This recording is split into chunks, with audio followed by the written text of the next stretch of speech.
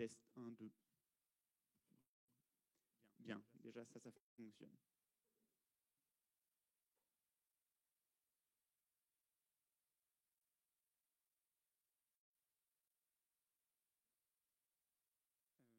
Donc bonjour à tous, Nathanaël Musud. Hello, everybody. Nathanaël Massoud. I'm responsible for the Smarter City program at RATP, which tries to understand challenges and issues in cities to organize technological developments. I'm very glad to welcome you today for the first seminar open to the public, organized by a chair that I'm leading in partnership with other bodies, which is entitled to regulate the cities of tomorrow. But our chair launched a first research project called MaaS as a regulation tool.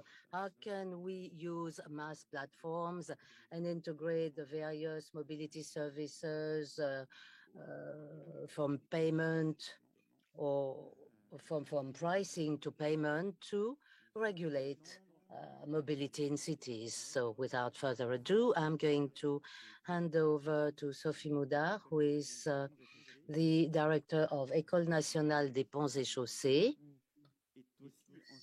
engineering school in France, and who used to be the director of STIF, which is now called Île-de-France Mobility, and the director of innovation for RATP as well.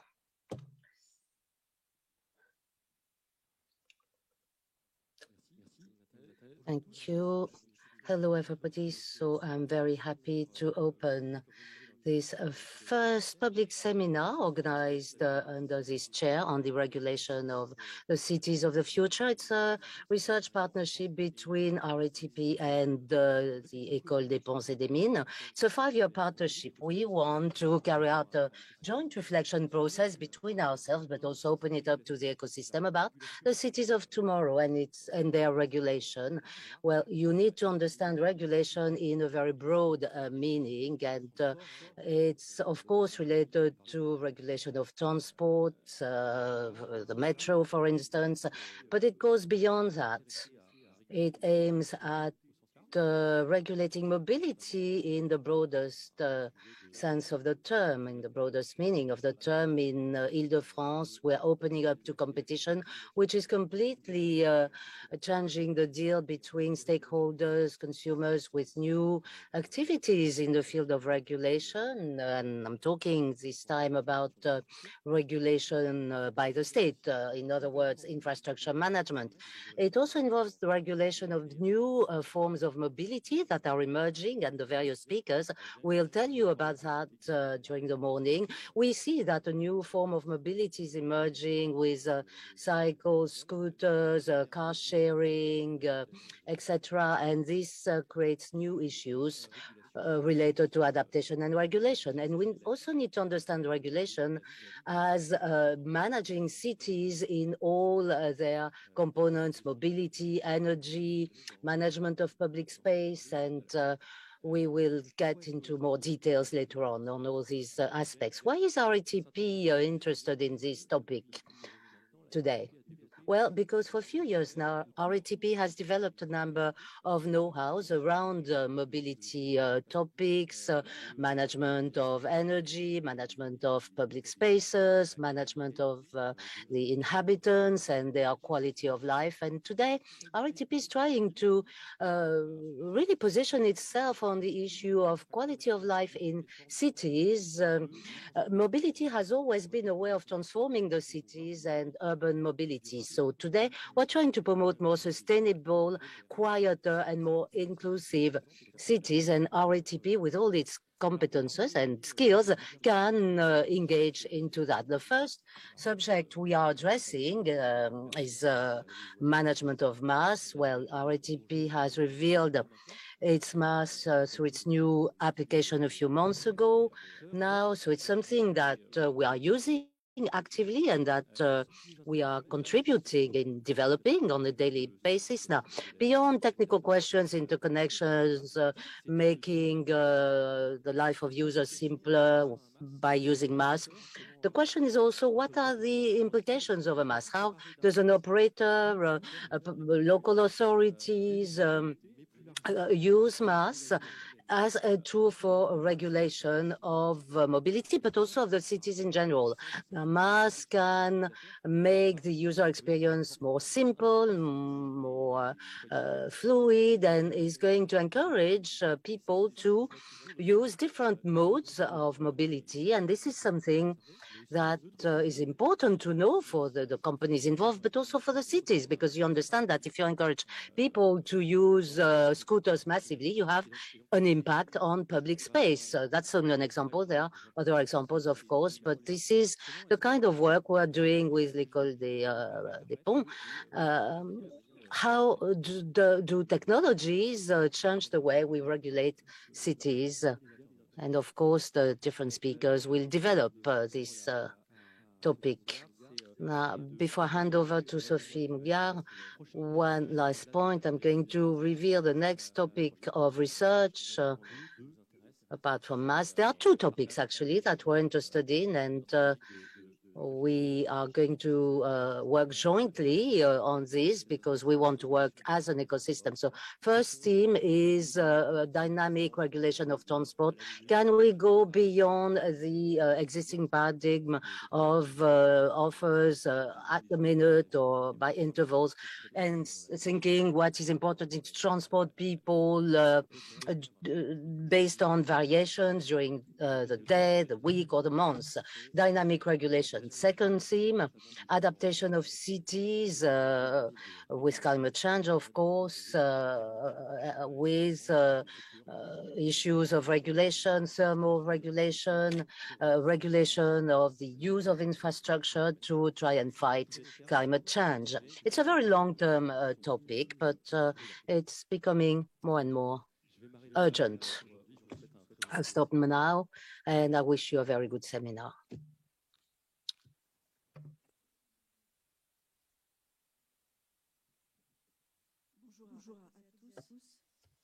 Hello, everybody. I'm very happy to welcome you at the Maison des Ponts, which is the house of our association of engineers. And we're very happy to welcome you here for this event and to share with you the first research projects we've conducted in this chair. Now, of course, this research echoes my recent professional past, and I would like to invite our colleagues from RATP, if they accept, to send my greetings to Marie-Claude Dupuis. We wanted to create this chair together when I started heading the school. Well, I noticed that we had about 15 chairs jointly with companies, but our ATP was not one of them. And well, I was convinced that the work done by the school, its missions could help out RATP, and that a joint partnership could be interesting for our two organizations. And that's why we decided to start studying these topics. Well, we also provide continuous training, vocational training. We have high potential engineers, and we wish them to be aware of sustainable development and to be engaged with this and be able to provide contributions at the service of digital and other types of transitions. So the school does research at international level, because you can't provide high-level training courses without research. And we've found that our research is based on 4 major social and economic challenges, the industry of the future, the economy, use and society issues, management of risks, resources and environments, as well as everything that is related to cities and mobility. So you see that in these 4 social and economic challenges, our chair can work on several of them. Now, the DNA of this research program is specific because we have a continuity between advanced research. We want, of course, then to pass on our knowledge to students, but also applied research for the benefit of social and economic actors with companies. Now, these links with companies can take several forms. We have 2 joint laboratories at the school with EDF, the French public utility. There is also Syria, which is interested in air quality and the dispersion of pollutants in cities, and that could work with us on some aspects. So we have research chairs, that's the most advanced form of partnership, and also more occasional contracts. Now, what are the assets of an actual chair? Well, they represent a long-term partnership. The partners know one another very well, and the best you know one another, the better you understand the challenges that our ATP is faced with, and the better we can support them and contribute ideas and find solutions together. And we'll see that even though this partnership is a long-term one, and that very often we know that research only happens in the long term. A PhD takes 3 years, so you can't really reduce it. But we want to provide solutions more quickly, and we'll demonstrate that during the seminar. Now, we've seen for several years now that new operators emerge in cities and they upset historical operators and mobility. We've moved very quickly from the concept of public transport to mobility with car sharing, cars for hire, bicycles, scooters, etc. And this leads to many questions of governance first. The experience of the Île-de-France region is important. You can always ask mobility authority to offer a service for scooters and bicycles, but if you don't have an authorization, a permit from the public authorities, you cannot do it. And we also understand that one of the main challenges is how do you share public spaces, not only the public share where you are moving, but also parking space. There are users that clash, deliveries, for instance, that are always very difficult to organize. And we also see something that I think is very interesting. We see a new experimental urban planning that is developing, and this has links with regulation and governance. Regulation of users and how do you share cities. And we see how digital is going to change all this. Because until now, there were a number of offers that were side by side, juxtaposed. Today, the goal is to offer integrated services. It's very good, I think, because you put the user, the customer, at the heart of our reflection process. Of course, digital technologies have made a great deal of progress, and today all this is transparent, even though there are still a few issues of standardization that we've seen about passenger information, for instance. It was difficult.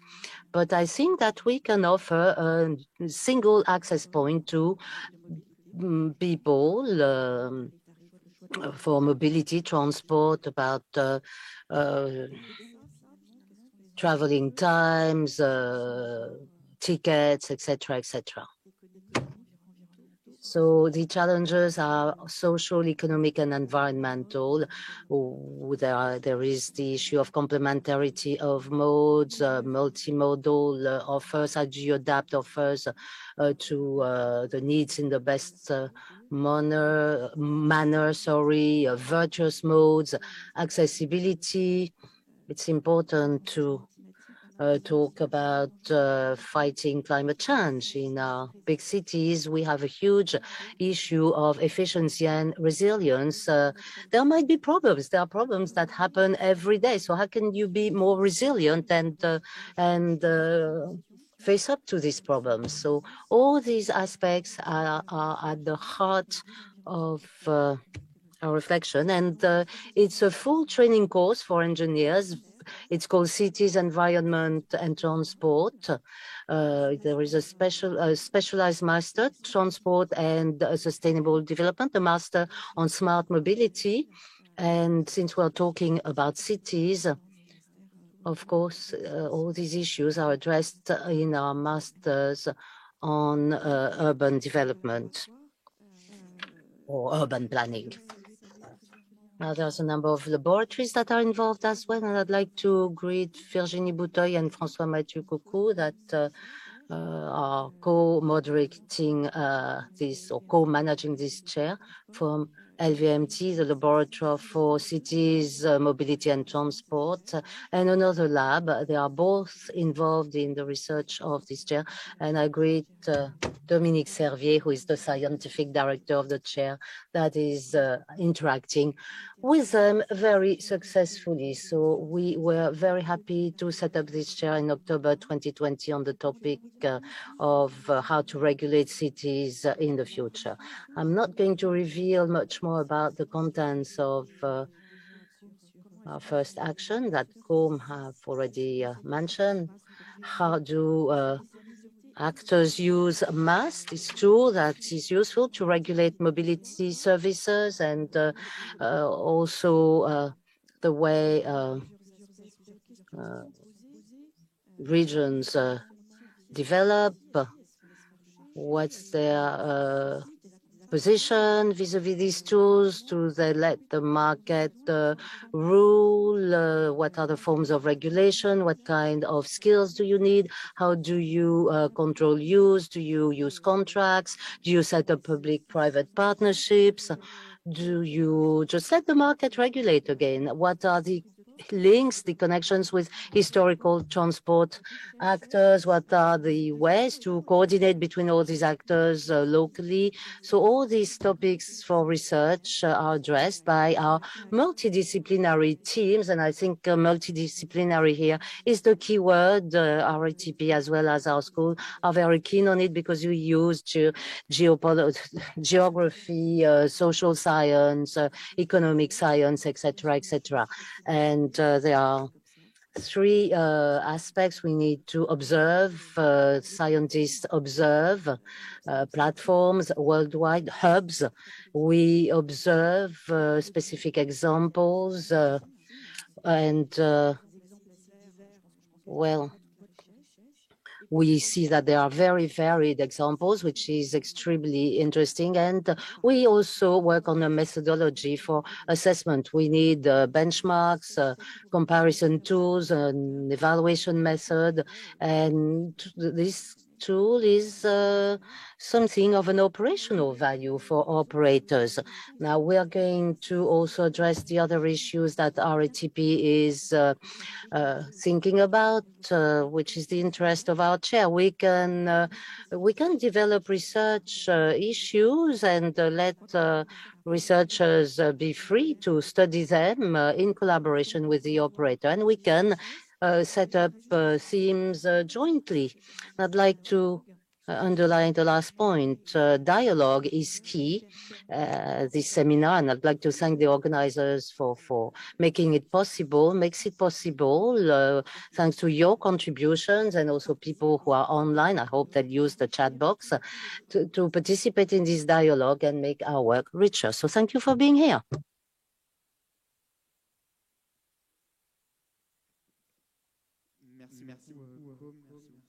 Thank you very much, Koum, and thank you very much, Sophie. Now, just a few words of introduction because we are physically here, but we also have people who are connected.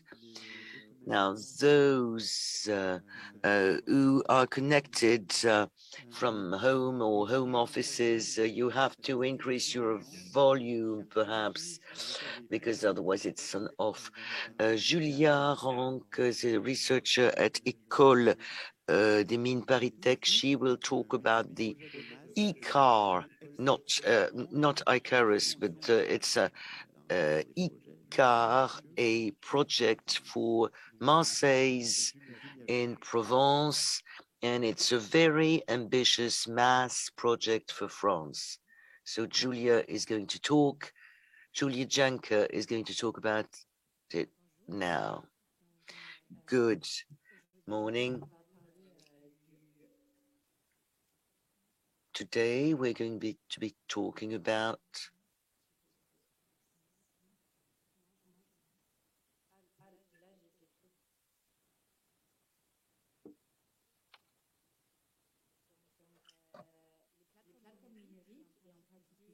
digital platforms, and especially the development of a mass platform raised the questions of governance and the positioning of public powers, public authorities.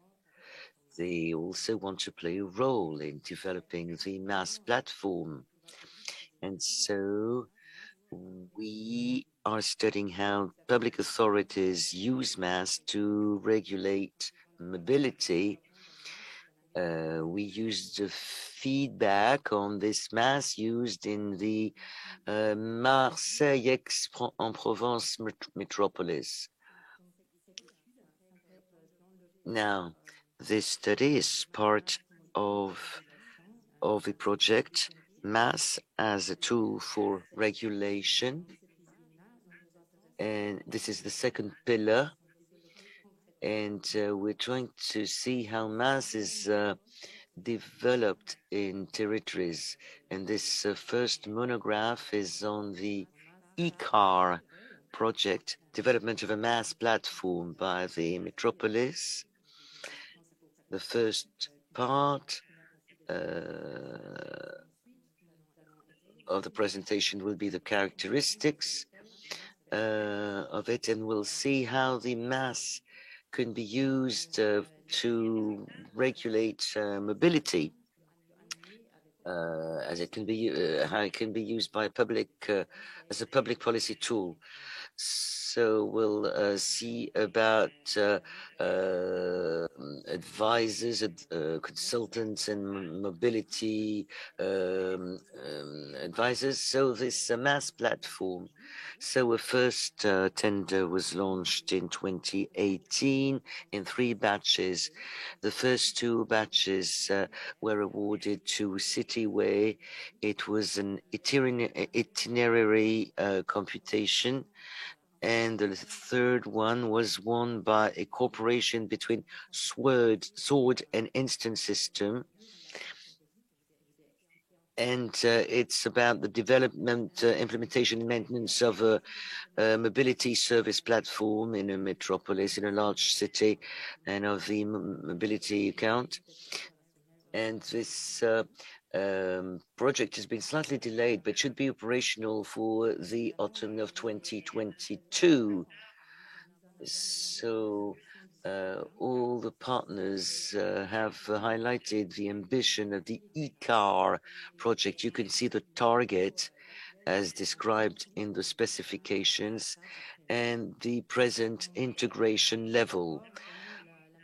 So the metropolis is trying to integrate all the operators who are managed by the city, or the large city. They're not all integrated, but little by little, they will have to be integrated within the platform, signing contracts. And technical integration often progresses faster than legal integration. I'd like to point this out. And as I already said, that Metropolis wished to be the project manager of the MaaS platform so as to be able to influence the policy and to use MaaS as a public policy tool. So we'll see MaaS from the point of view of an integration tool for public transports or transportation. So you see that EMP, Aix-Marseille Provence Metropolis, has this sort of structure. It's very net-centric. So it influences mobility. So the metropolis was created in 2016, but there used to be 6 different networks actually. Well, actually 18 different transport operators and 15 networks, because those were 6 or 7 different cities. So we have it's necessary to harmonize all the contracts, and the motivation of ICAR was to develop a new traveler information system, a new ticketing system, and new distribution channels. And the Metropolis has also created its own brand, La Métropole Mobilité, in 2018, and the MaaS platform will promote the brand. A few quotations. So for the Metropolis, MaaS is a political a tool to shape the mobility. It's a tool for organizing mobility to increase loyalty from the part of customers. And the biggest problem was the integration of suppliers within the same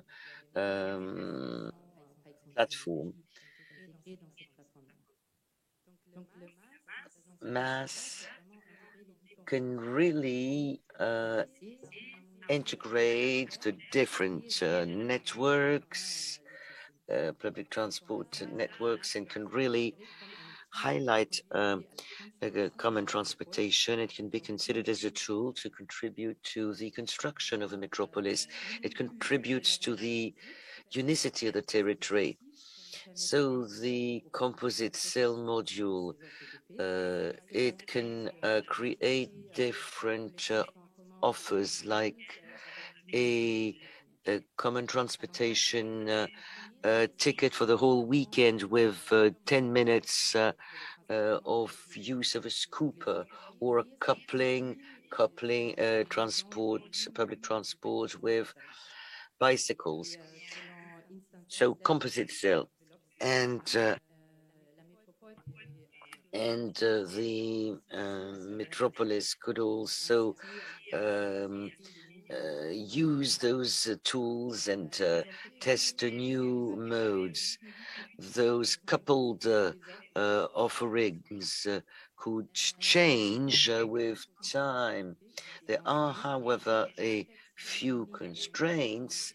A few surveys have been conducted by the metropolis on the subject, but it seems customers are more interested by payment by the unit than by coupled offers. And also coupled offers also have to be defined on the basis of the sharing of revenue between the different operators. And also the management of public money has to follow strict rules and cannot always be managed by private entities. And a public entity cannot easily manage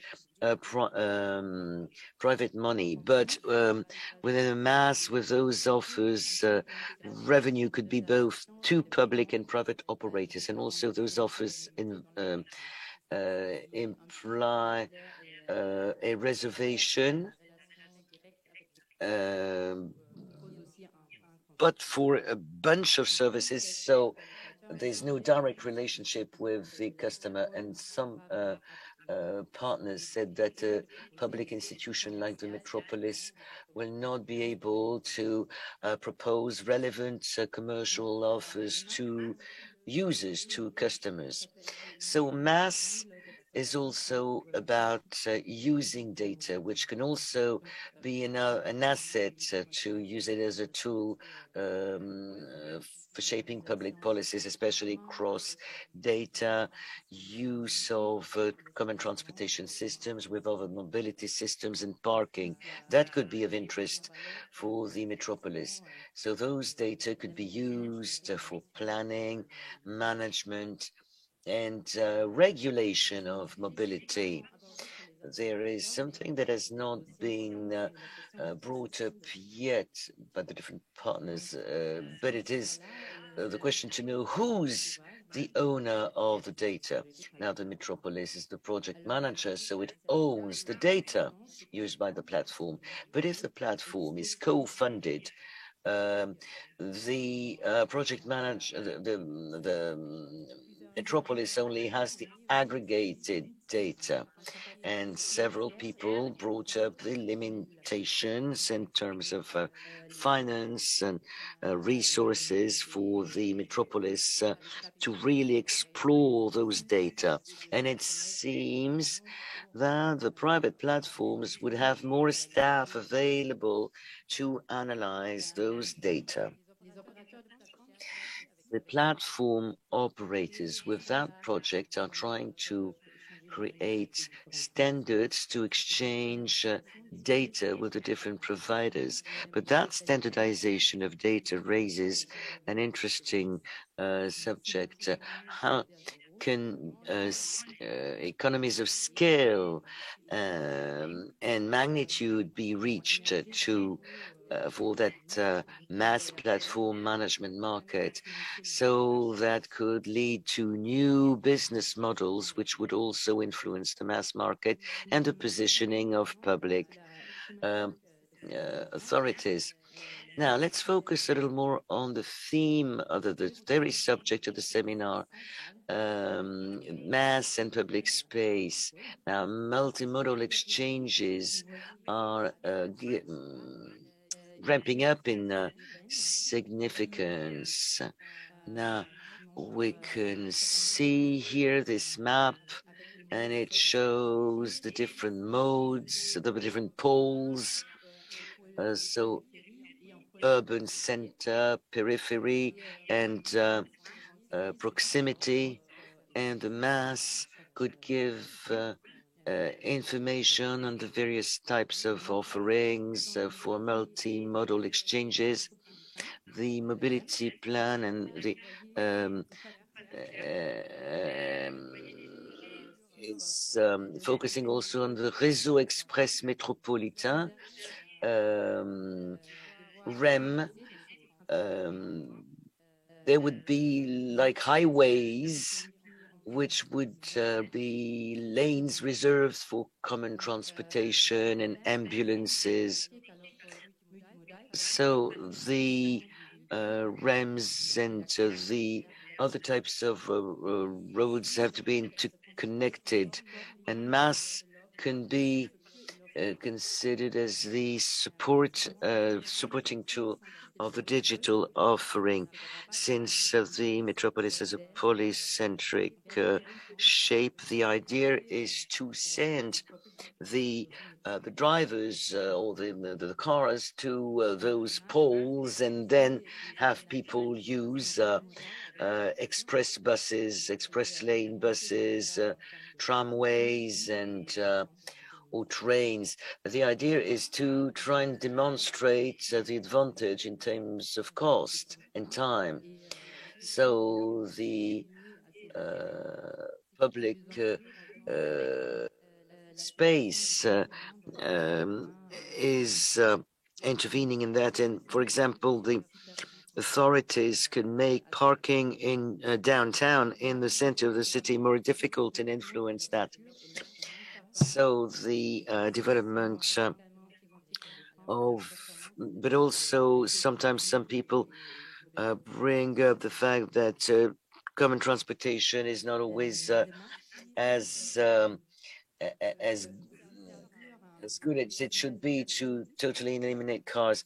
Now, regulation of public spaces, it has been mentioned that the itinerary calculation can give information on how to access an area and for what price, information and access prices and traffic conditions. So those regulation tools will be implemented in Marseille. We could have more information that way on personal cars. And one of the stakeholders said that MAS would be more effective if it displayed the alternative constraints and alternatives at the same time. And I found that interesting. However, the question is to know who is going to use that MAS platform. Information on low emission areas or zones might be more of interest for people who don't use it regularly or tourists. One of the stakeholders was saying that MAS cannot be used as a sanction or control tool. So that underlines the role of the police. Competition was also discussed, like the Waze platform, which proposes alternative routes to car drivers, and it could run against the interests of local residents and communes, and it also plays a role in the use of public space. Now that study has made it possible to get a feedback on the development of MAS in France. Now the specificity in that case is that the metropolis, Aix-Marseille-Provence, is the project manager. It is a very ambitious project, but it has been considerably delayed. We have analyzed the progress of the project until now. MAS has been actually designed to increase loyalty from the part of common transportation customers and to get new customers. But it has to be integrated within a platform, and actually the limitations are the political will from the part of the public authorities to promote the MAS, and we discussed how the MAS could be used to regulate mobility, to have public authorities regulate mobility, and we discussed the limitations. So the MAS system can show alternatives to the single modal displacement with a car. It can be a public policy tool, more effective, showing the constraints of traffic. The value of data to plan and regulate are important, but it's not a sanction and control tool. Thank you.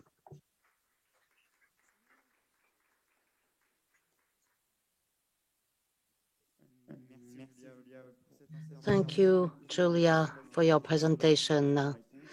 We could have a Q&A session if it suits you right now. So feel free to ask questions in the audience. We also receive questions on the chat box. You can ask questions online.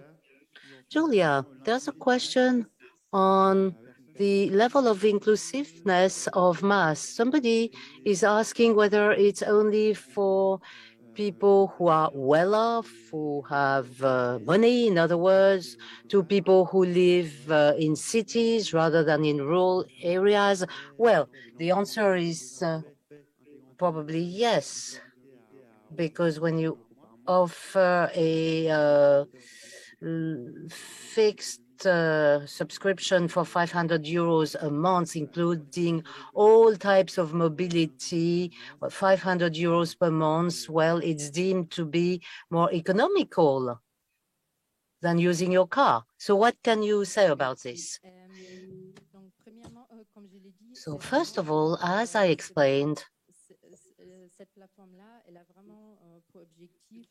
the aim of this platform is to make new users, to make users loyal and to conquer new users, to encourage them to use public transport. So it is for people who use public transport on a daily basis, of course. The specificity is, of course, intermodal trips, because over 90% of trips above 7 kilometers are done by car. So it's really an alternative to cars, and it offers multimodal solutions for interurban trips. What's interesting is that the idea is to develop a digital platform, but with the need to retain physical face-to-face information systems. So people who don't use the digital platform will find information from desks in the actual stations and multimodal hubs. There's a second question about the integration of alternative mobility within the framework of the ICAR project, ICARS project, like walking, using bicycles. Did you discuss this with the Aix-Marseille-Provence metropolis about how to include these modes in public space, since it's our topic today? Now, the integration of other modes, since the project is running late, well, it's not the priority. The priority is to, integrate the projects that are under the metropolis program management activity, like self-service bicycles. This is going to be included in the platform. It's also led to discussions with car pooling operators. Now, there's a legal and technical type of negotiation. You need to include payment and reservations, especially for private operators. And you need to have integrated payment and also display the likely routes taken by the users. There's another question about this delay. Did you discuss the reasons why this project is 2 years late? Apart from COVID, of course. Now, of course, the health crisis was a factor. But first, the specifications were deemed as being too ambitious, even by the service providers. So we had to renegotiate these specifications. There was also the problem that there were not enough human resources to deal with this on the side of service providers and on the side of the metropolis as well. So it's a very big project with, it's a challenging project, and the metropolis is the link with all the service providers. So these are the main reasons why the project is running late. Any questions in the audience here in the room?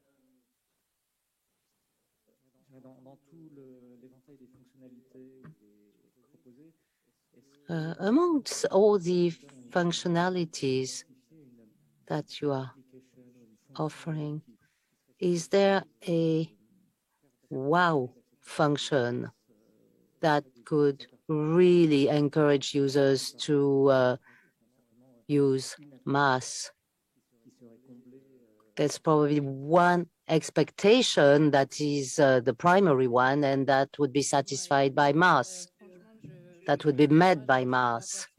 Well, to be quite honest, I don't think there is a feature in particular that the users like and which encourages them to use MaaS. So the Directorate for Mobility is participating in this project with a technical group. The marketing division is also involved and is organizing focus groups to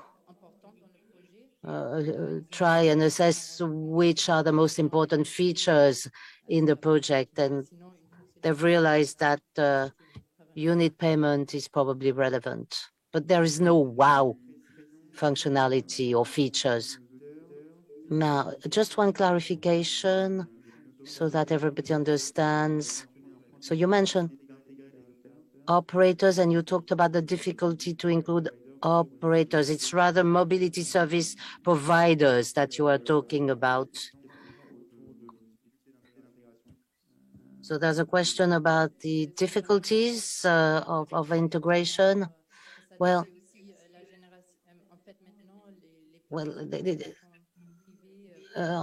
today all private platforms offer additional products because they take advantage of the data they've collected, they take advantage of the new customers they've acquired. So this is an economic barrier. You need to integrate payments and reservations. Otherwise, it doesn't work. So I said there are 15 networks. No, there are 18 networks. The interpreter is sorry, she couldn't hear the question. So there's self-service bicycles, carpooling, car sharing as well, but I can't tell you more. I don't know. Sorry, the interpreter could not hear the question. No microphone. Now there is a question about the use of binary calculations by drivers in MaaS. Is it a feature that is included or not?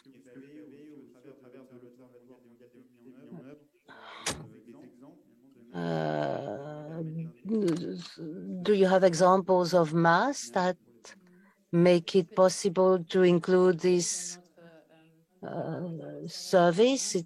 So we have a MaaS observatory. We already included the Régie sur le territoire de Marseille, which already offers a MaaS platform and an application. So one of our criteria is to include several modes and different modes with payments and reservation in the platform. So RTM already offers a MaaS platform. So in the metropolis, there are other mobility platforms as well. So the question was about calculating itineraries, routes, and personal bicycles and vehicles are included in this. It's not always the case. We noted, thanks to the observatory, that public MaaS operators are interested in including passenger cars in their route calculation application, itinerary calculation application. You mentioned a survey that showed that people preferred unit payment. How many people did you interview? Do you have more information? Not really. In fact, the Metropolis passed a contract with a consultancy firm in France, which provides advice about commercial strategy, which organizes the focus groups I mentioned before. So there are several, I don't know how many. What's interesting is that they did focus groups with drivers with car users. And regarding multimodal trips with bicycles in particular, they thought it important to have bicycles included in multimodal solutions. So not only infrastructure, but also parking spaces. Do you have more questions in the audience? Well, I think that we've answered all the questions that we found in the chat box. Thank you, Julia, for this presentation. Now I suggest that we move on to Tristan Guillot, who is online. He's heading the mobility agency. I'm sorry, there are works in our office building, and it's very noisy. It's the problem of making presentations live. I hope we won't be interrupted by the drill. Well, the interpreters hope so as well, because otherwise it's going to be very difficult. And we don't even hear the gentleman very well. So thank you for inviting me. I'm going to tell you about the challenges that MaaS represent for a city like Paris. Let's move on directly to the next slide.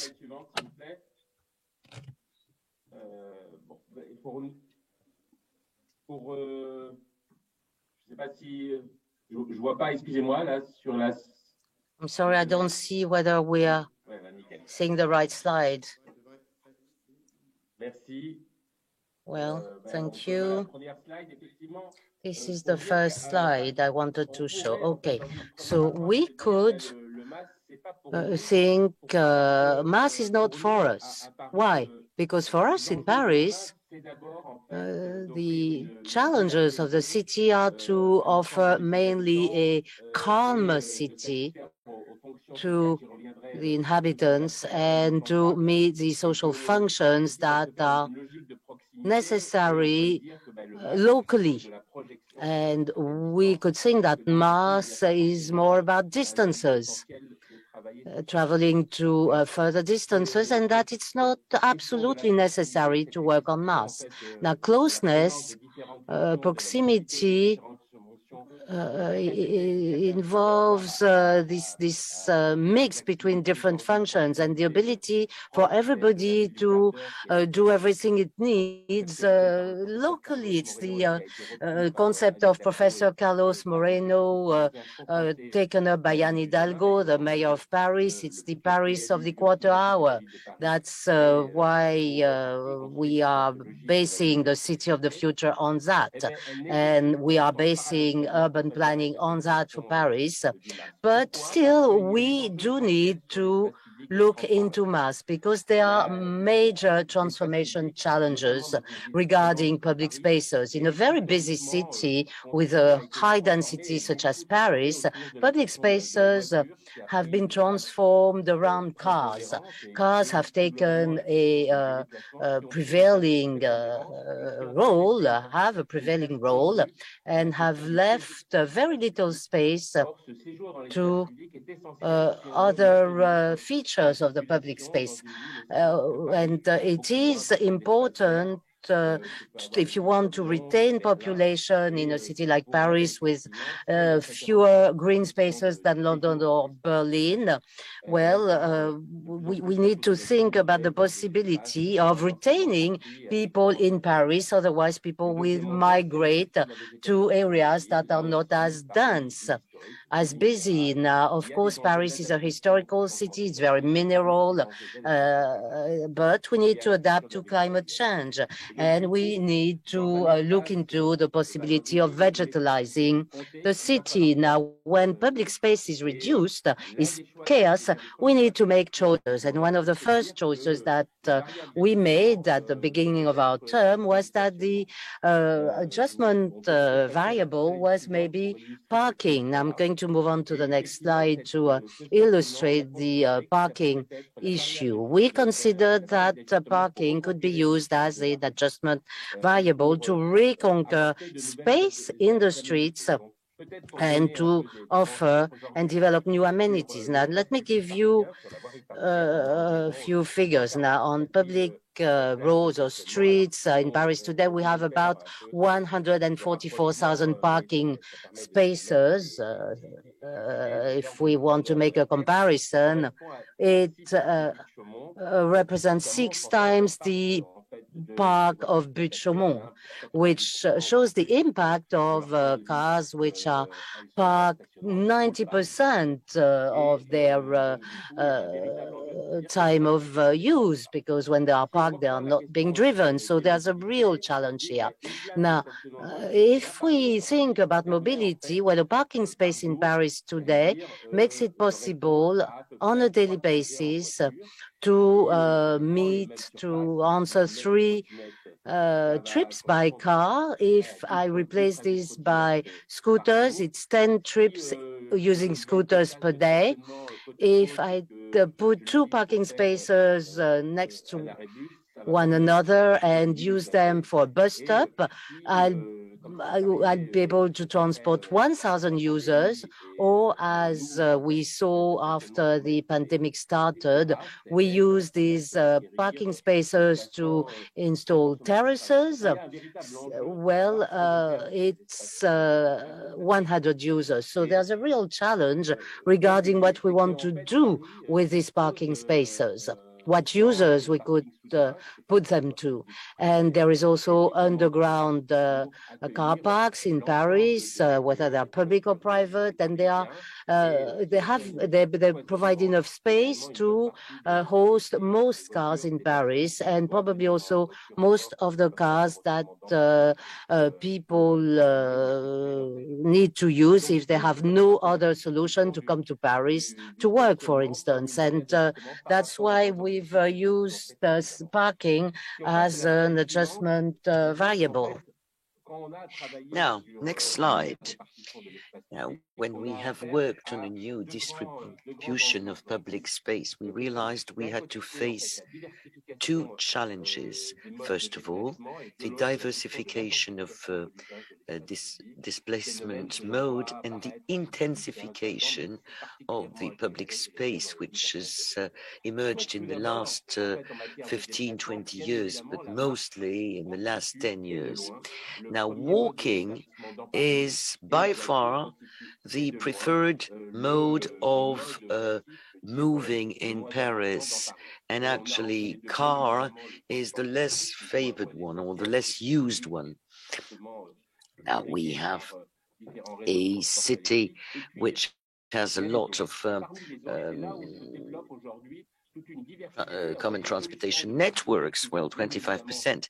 And there are the other ways of moving about in the city, especially bicycles. That's been observed immediately after the first lockdown period, and especially in Paris and in the close suburbs, but also the scooters and others, geopeds and whatever, or GoPeds, and also shared cars, car sharing, or several people car sharing or carpooling, or smaller cars. So that's different from what we used to see.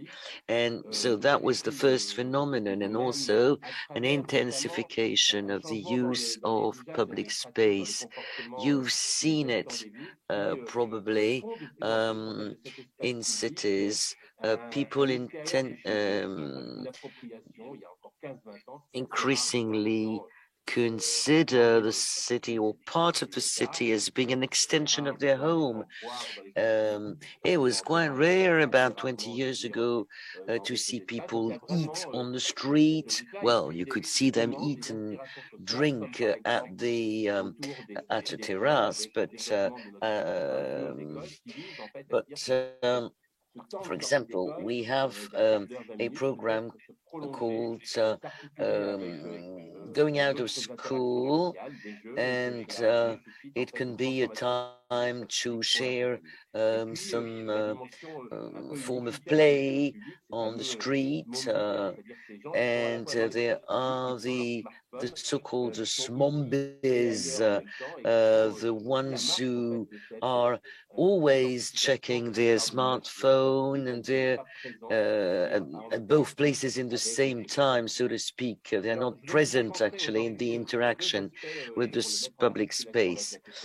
So I'd like to focus on two points. The shared mobility scope or bouquet, the scope of all types of shared mobility, especially the use of the smartphone, which was a catalyst for those mobility solutions. Now, the main categories, I will not repeat them here, but we have on one hand the point-to-point traveling, the free floating or round trip car sharing, one way or one trip car sharing, and then the steady or routes that people take, the car sharing, free floating scooters, free floating pedestrian scooters,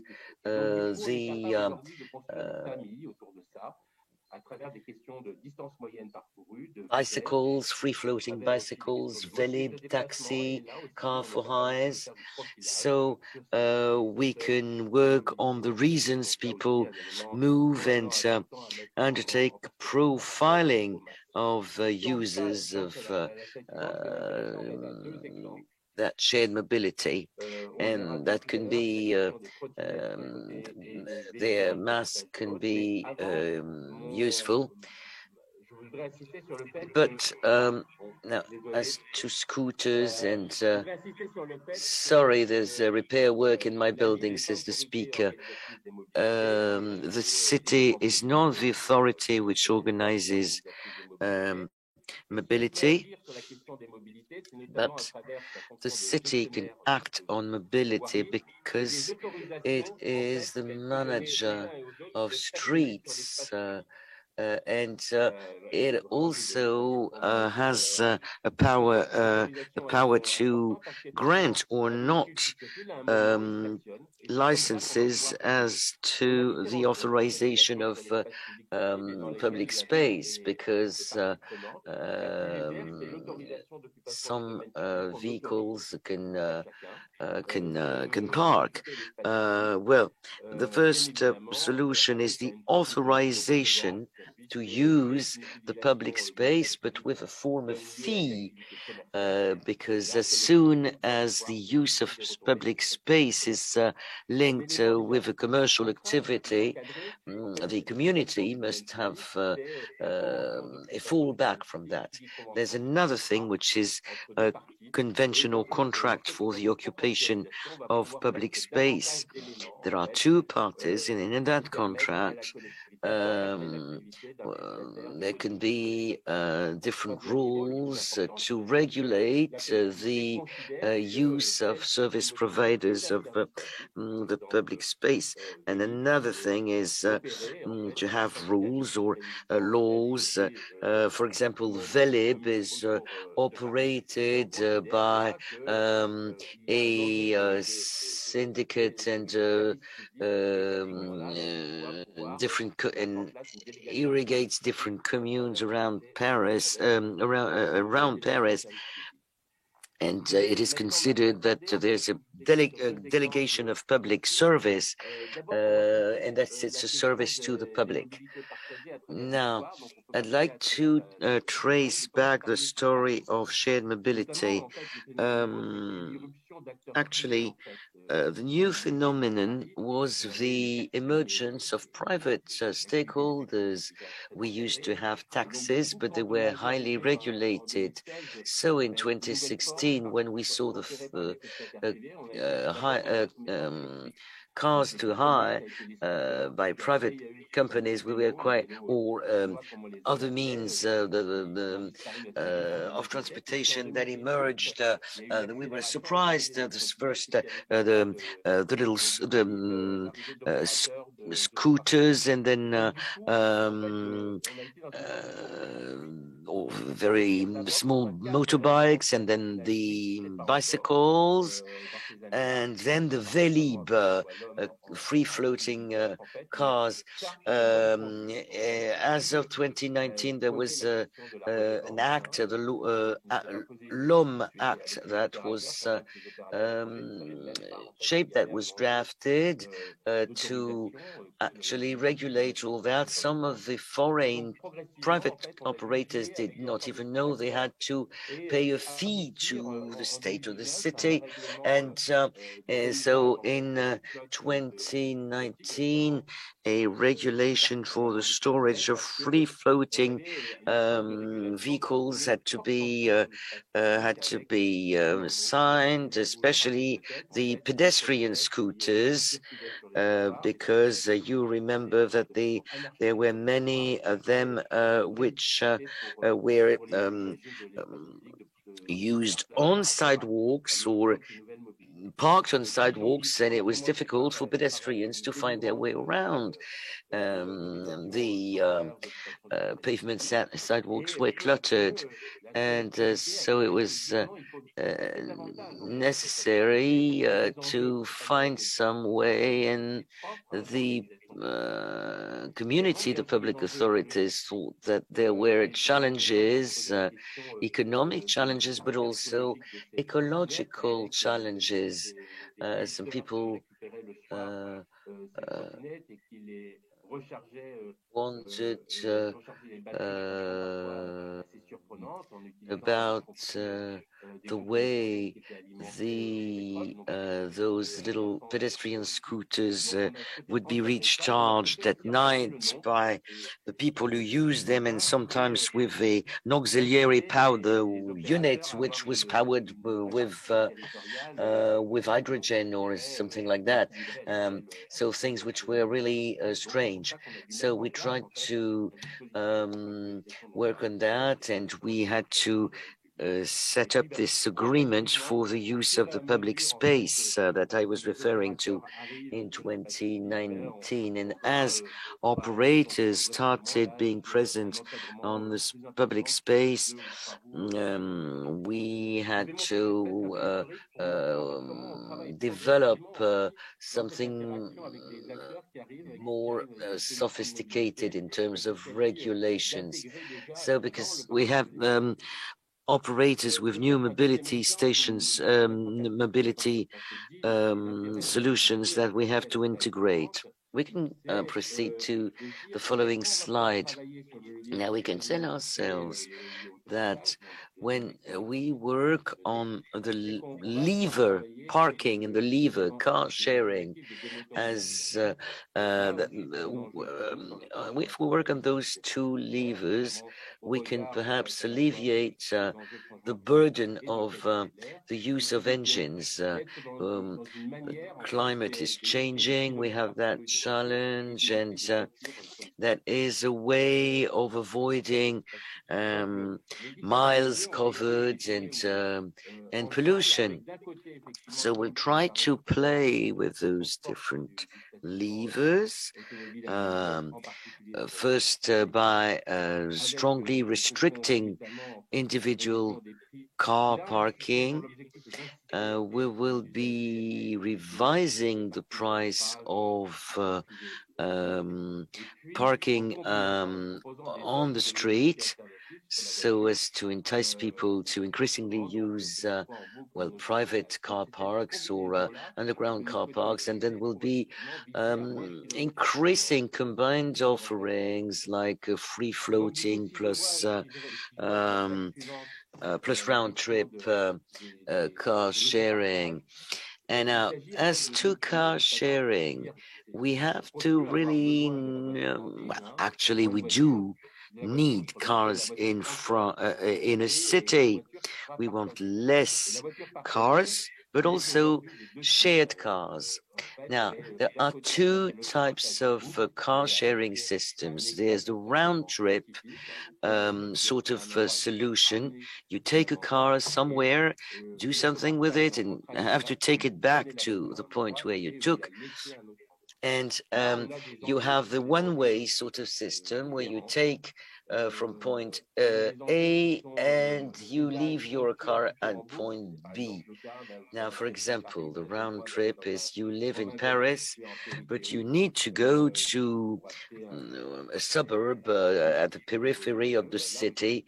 You need to go to a large shopping mall to buy a piece of furniture, something. Then you use the round trip. But if you need a car to go from A to B, you might be using the one-way system instead. Now, and those are interesting challenges because we have operators building their business models, but we have to see what we want to promote. And through our studies, we see that the round trip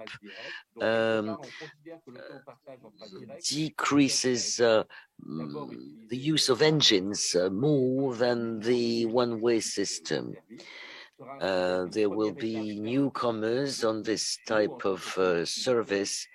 We, as a community, as a public authority, we tend to favor the round trip sort of solution because we realize that people, give up using their own cars more easily when they have this round trip system available.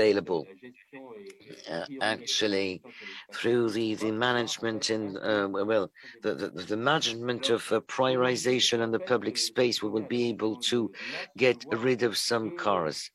Now, as to mass, by way of conclusion, I think there are two main challenges that have to be faced at territorial level and at user level. Well, you see, this slide tells you a lot because on the left-hand side, you have the three mobility operators, Zity, ShareNow, and Free2Move.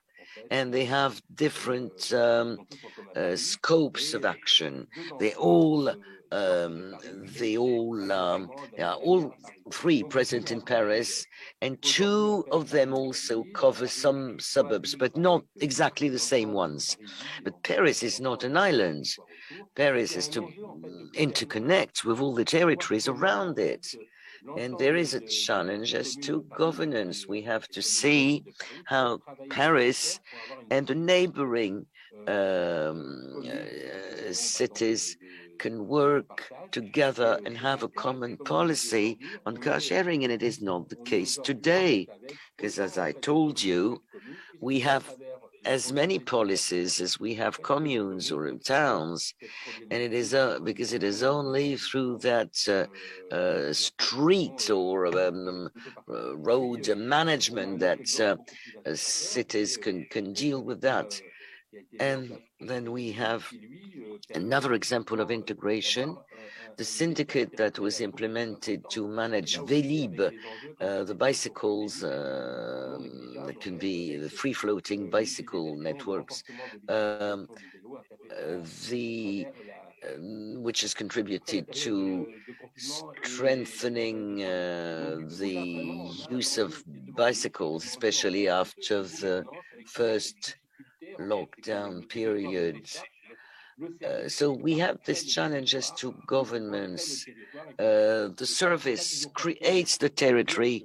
The requirements create what the territory of action should be. It is a challenge. We have to see through the mass how we can work on that governance. And the very last question I will be throwing, and I have no answer, is the challenge of the user, the customer, it is a mental burden actually to use, to choose the mode of transportation. Now, the customer's wondering whether he should be owning for a bicycle or renting one. But well, if I own my bicycle, it can get stolen. Where can I park? It can get stolen. But there are, it's perhaps better to have a bicycle, to hire a bicycle. What happens if you have a child then? Can you still use the bike? So, there are plenty of choices. And if you need a car, now the customer is going to say, well, if I have to change car, am I going to be buying an electric car? Am I going to be using shared cars? And if I'm using car sharing, should it be a free floating or a round trip sort of car sharing system? And what sort of offer should I retain? There are questions as to pricing, but also as to the way the territory is covered. What we have to see whether the mass should be an integrator or a sort of search engine rather. But when I'm talking about mental burden, that makes me think of a study which had been conducted by Chevrier and Juliet, two researchers, in about 2015, and they had noticed that we're not all equal. We have different ways of moving about, and they said it was like a sort of animal, different animals, so to speak. So those four types or animals or beasts were the spider, the dolphin, the fox, and the mole. Now, the spider is the person who's really used to mass, using a sort of web, knows how to anticipate, uses an app to organize the way it moves about. The mole is totally on the other end of the scale. The mole is totally overburdened with information, with data, becomes blind, and tries to just to look around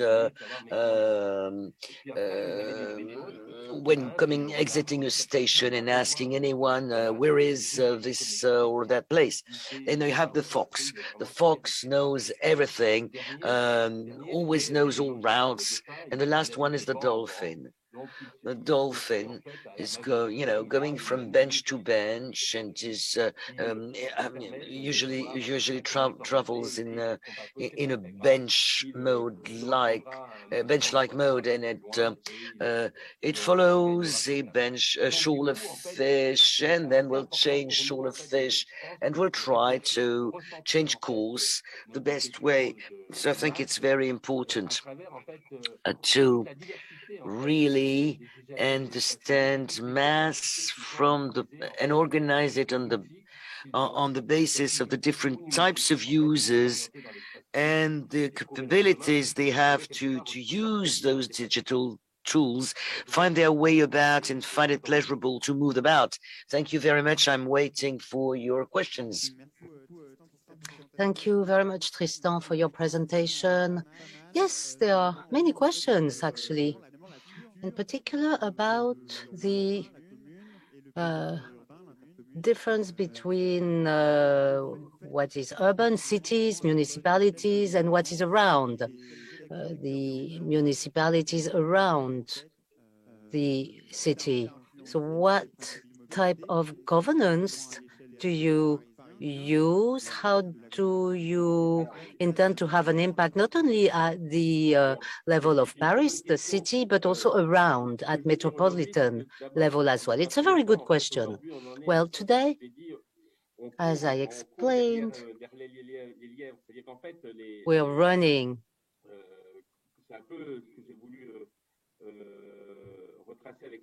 after all this. That's why I said a bit about history. We're still wondering about the impact of these new mobility services on our public spaces at local level.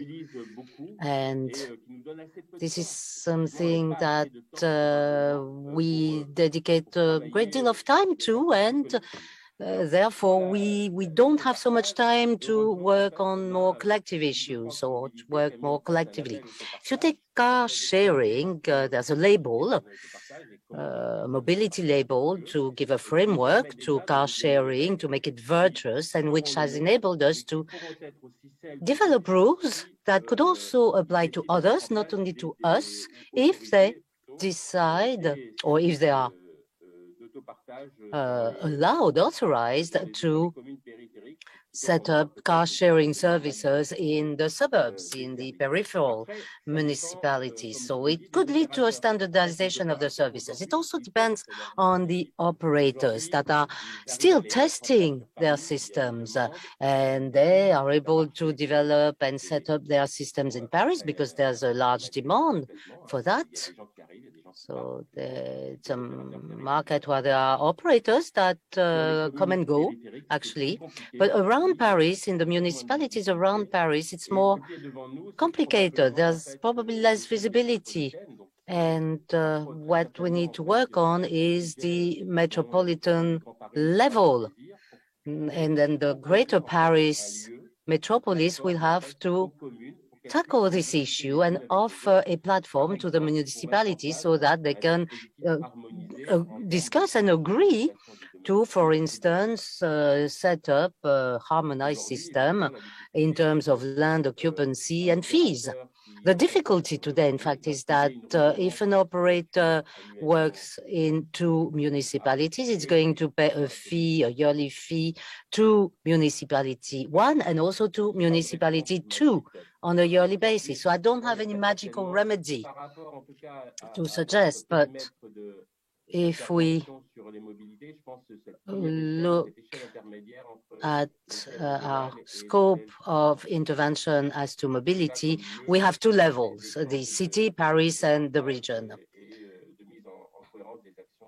So we need to share actions and make them consistent. So we understand there's a need to standardize all this locally, regionally, on the operators' side, of course, for the operators, and to make the services better, and also need, well, if we talk about integration into MaaS itself, what mechanism could you develop with public or private operators to integrate the services, whether they are public or private, that you are promoting in the conurbation? We have not made much progress in this respect. We're waiting. RATP has come to see us.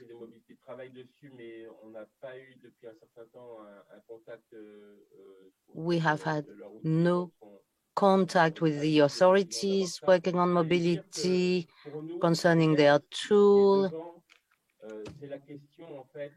So the issue for us actually is what to do about user information, where there's probably a challenge here for car users. You have areas where we are protecting the air, where traffic is prohibited. So here we probably need to give more information and tell the drivers, the car users, which route they should take to avoid these areas.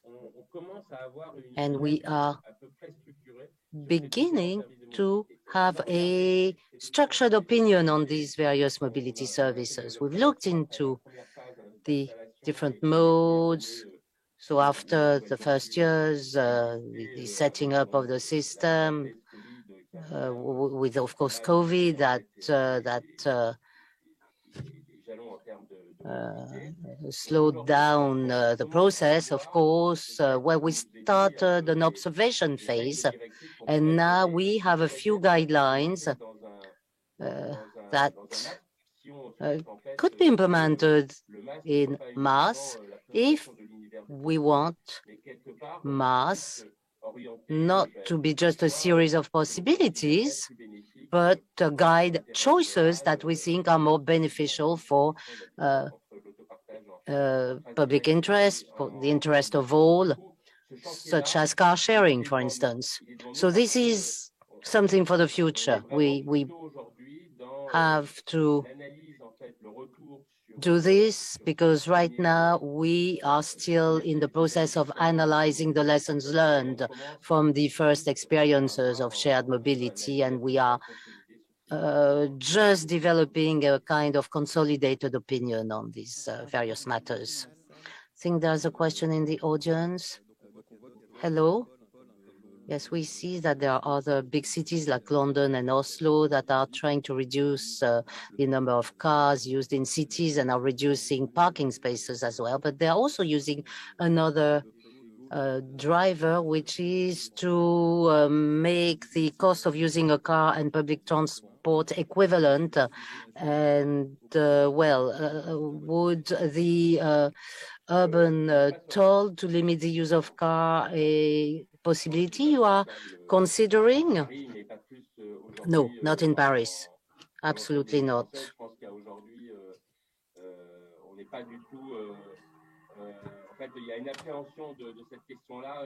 Well, we're not considering this. In fact, it's scary for us. And for us in Paris, symbolically, it's not possible historically. So if we implemented this tax to come into the city in your car, it would lead to a great deal of process. I don't think that it would be accepted socially by our society, by the inhabitants of Paris, like in London or Oslo. But it's not up to me to say. It's up to the inhabitants. It's true that it's a solution, but there is already something that is equivalent to that, which is that you have to pay to park your car in Paris. Now, I suggest we take a 10-minute break to refresh ourselves, and we'll meet again at 11:05 if it suits you. Thank you, and see you later.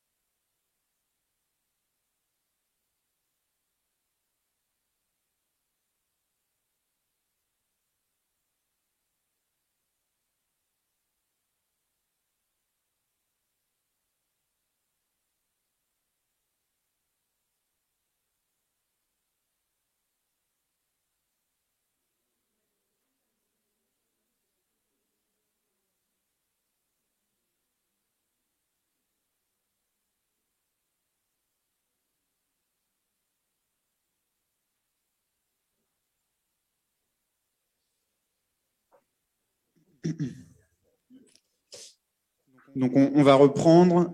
J'espère qu'en ligne, vous êtes toujours avec nous. I hope that you are still with us online. The audience has come back to the room.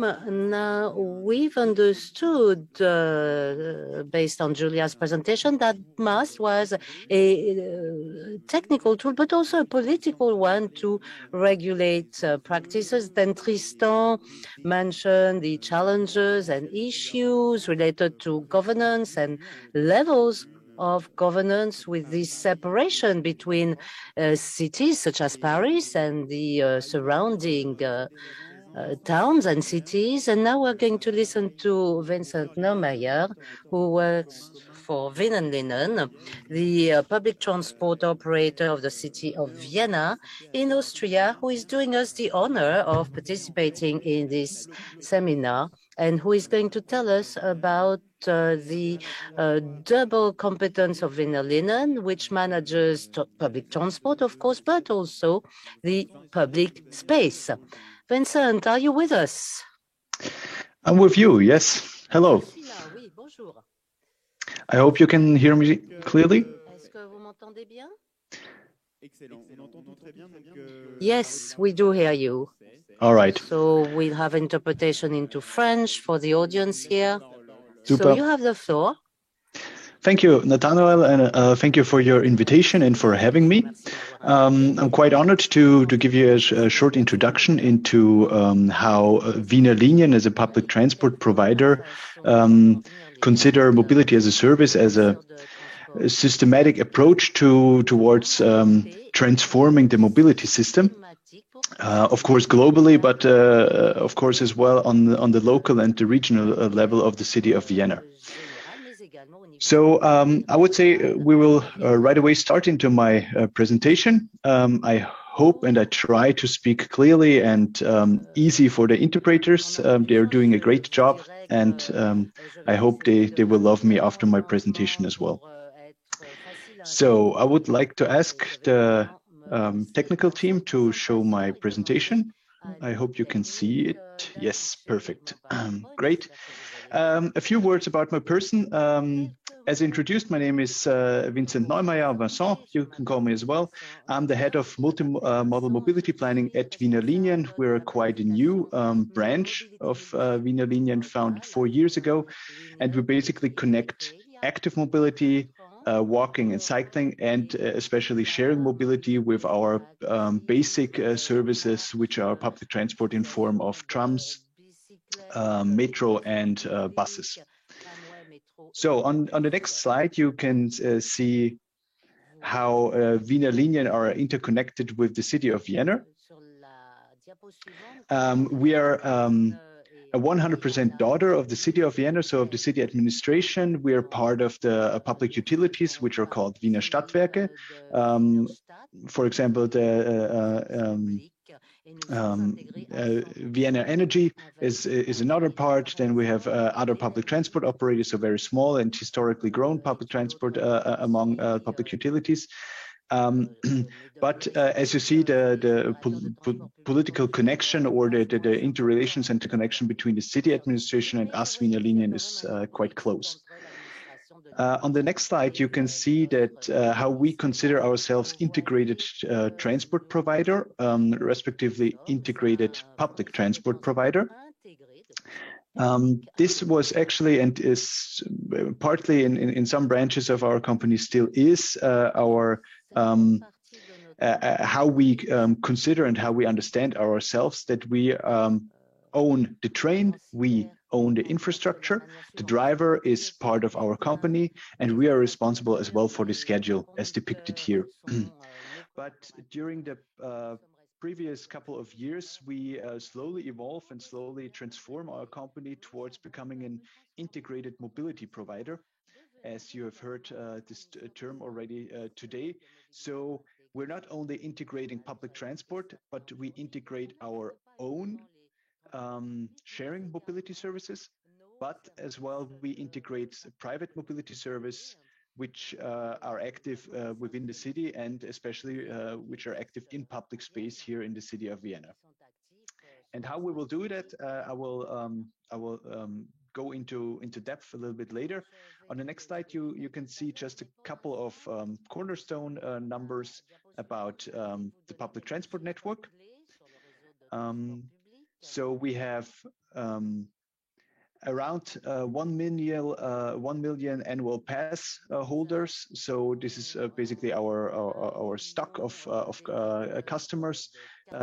We are around 8,700 employees, and we run a network of roughly 1,200 kilometers. This network is growing. We're constructing currently another metro line, a new metro line. We extend another metro line. And just to put it into a perspective, that might be interesting a little bit later, we as well service and provide something over 5,500 public transport stops within the city borders of Vienna. Yeah, and how and why do we consider mobility as a service, as a trend, which of course needs to be taken up, but as well which needs to actively be shaped by us. You can see on the next slide, I brought you a couple of marketing material from us. I know it's in German, but it should still highlight why we, together with the city of Vienna, consider Wiener Linien to be the key player in order to achieve this mobility transformation, both on the level of the individuals and on the level of the mobility system. So basically, from you probably on the left side, you can see we have a bigger responsibility, and we need to work for the greater good because we need to transform our mobility system and our mobility behavior. And on the right side, you see it's a duty in some way, or it's at least every single individual can contribute to this mobility system turnover, let's put it that way.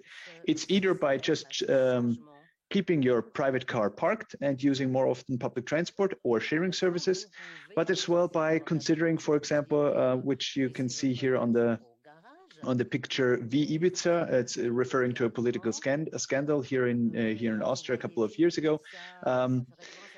By, for example, staying at home when having or being on vacation. So this as well promotes this local aspects, and that of course the city of Vienna tries to provide all the necessary functions as well in order to recover, in order to be on vacation, in order to offer some basic lifestyle services for the population of the city of Vienna.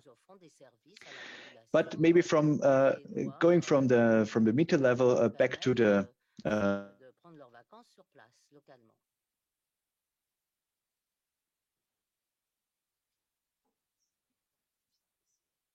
mobility and the transport, how us as so, and I noticed there is something like a glitch here in the connection. I hope you can hear me again. So on the next slide. Yes, thank you. You can see or I tried to put in one picture our approach to mobility, or towards mobility as a service. So we think mobility as a service needs to, of course, that's the topic of the webinar and the event today, needs to connect the digital sphere and the physical sphere. So we consider mobility as a service as a strong interconnection between our digital accessibility via mobile app, via internet, via a website, but as well not only combining mobility service digitally, but as well in public space, and mobility points and sharing mobility services at those mobility points are one solution from our point of view. And this helps us to connect public transport and sharing mobility. And this helps us to connect our basic services like public transport with private mobility services offered by private operators. For example, as you know, e-scooters, free-floating car sharing, some car rental agencies, charging station services, parking houses, etc., etc. On the next slide, you can see a little bit further how we consider this VinMobil as our umbrella brand. So how, as Tristan Guillot in some way introduced, how we tried this meter goals to cast into our environment of services. So VinMobil as a brand comprises not only the digital app, but as well the mobility points, sharing services which are provided and run by us, by Wiener Linien, or by our concession holders and by private partners. VinMobil means as well that we have some tariffs and some bundled tariffs, as we talked today as well already about. VinMobil means as well, and this is symbolized by the lab symbol, how to improve and slowly evolve the mobility system. And VinMobil considers as well the whole area of communication, of consulting, of bringing actually these new ways of moving from A to B to the businesses in Vienna, but as well, of course, to the customer. On the next slide, I go. You see a little bit into detail how we actually approach this. As I mentioned, we have this app already, which is probably the first contact point with us. We have the VinMobil points, which are the mobility hubs and mobility points in public space. At those mobility points, we have VinMobil Car, which is our station-based car sharing. We will have the VinMobil Bike, which is the station-based bike sharing, comparable to Velib, for example, in Paris. And we have some different other services. For example, VinMobil Screen, which is a service for apartment houses or businesses. They can, for example, put our screen with all our connections in their lobby or in proximity to their users and to their employees in order to be permanently informed about our services. And on the right-hand side, you see here, we try to connect with those services the digital environment, new ways of mobility demand, and physical infrastructure. But I don't want to go too much into detail here, but on the next slide, you can see, or in this slide and on the following slides, I will give you an example on how we actually think or how we approach this in physical space. And with a couple of clicks on, there's a network on the map slowly evolving. So since 2018, we have implemented a couple of mobility points, and we are at the end of 2021 at around roughly 15 to 17, depends how the weather will turn out until the end of the year, because we're currently in construction, at around 17 mobility points. So if you go a couple of clicks further in my presentations, you will see some pop-ups on the map. Yeah, go on, perfect. So this is the status quo, and we will slowly develop a network of these mobility points. On the next slide, I was specifically asked to bring that. This is the status quo. So the red dots are the mobility points as they exist right now, and the blue points are the station-based car sharing, which is called VinMobil Autos. So in terms of quantity, this is just a drop on the hot stone. So this is good in order to bring sharing mobility into the consciousness of the customers and of the citizens of the city of Vienna, but it doesn't have a real effect on the mobility behavior and the mobility system. But on the next slide, you see our plans to extend this network. So this will be the network of VinMobil Rad, so the station-based bike sharing, which will be fully implemented by the end of next year, so by the end of year 22. So all the red symbols are the physical stations, the red squares are digital stations, so geo-fenced areas where you can rent a VinMobil Rad, and the lines which you can see here is the basic network of our public transport. So the colorful lines are the metro lines, the thin red lines is our tram network, and the bolder blue lines are the metropolitan trains, which are run by the Austrian railway company called ÖBB. So it's like SNCF in France. On the next slide, you see the WieMobil Auto. This will be implemented by mid of 2023. So on at least 100 of the locations where WieMobil Bike will be, so WieMobil Rad will be implemented during the upcoming year, we will realize as well station-based car sharing. So for us, our main goal is really to bring sharing mobility with our basic service offer into the consciousness of the clients and our customers, and to provide something like a basic network. Of course, we know we can't reach every single citizen with our services. Those networks of WieMobil Auto and WieMobil Bike, which are comprised in the mobility points, is financed by the city of Vienna.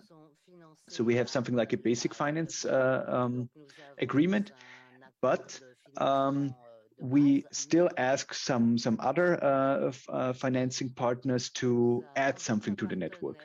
And those financing partners could be companies, those could be real estate developers, or those financing partners could be as well some district administrations, which have as well some kind of financial independence in the city administration in Vienna.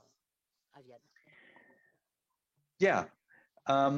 On the next slide, you can see symbolized how mobility points look like. I still like to work with those renderings because from this point of view of a bird, you see a little bit clearer how such mobility points look like. But on the next slide, you will have as well then some impressions.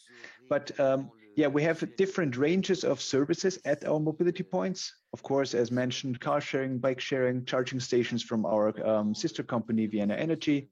We have an information pylon, which is not digital. So it's basically a landmark, which shows you in public space there is a mobility point. We have cargo bike sharing in some locations with bicycle locker boxes, especially where some public transport hubs are. So at our bigger railway stations, for example.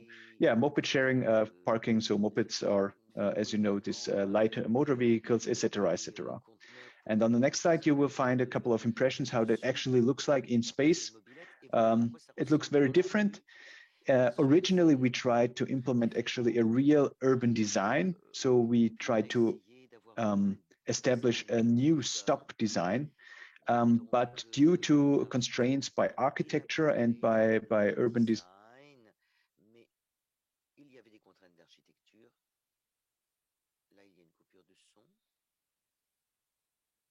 design management of this, something like a, how to say, low pylon basically is our landmark. And it's the most significant symbol in public space. Besides that, we work mostly with some drawings on the pavement. Yeah, and to give you as well a few recommendations or a few ideas from the practice, on the next 3 slides, I brought you some first lessons from the actual implementation process, how we actually approached tackling how to bring multimodal services into public space. The first couple of mobility points were all realized under special permissions by the city of Vienna. So we had to apply for a special permission in order to realize that. In the meantime, we have established something like framework structures between the city of Vienna and us, Wiener Linien.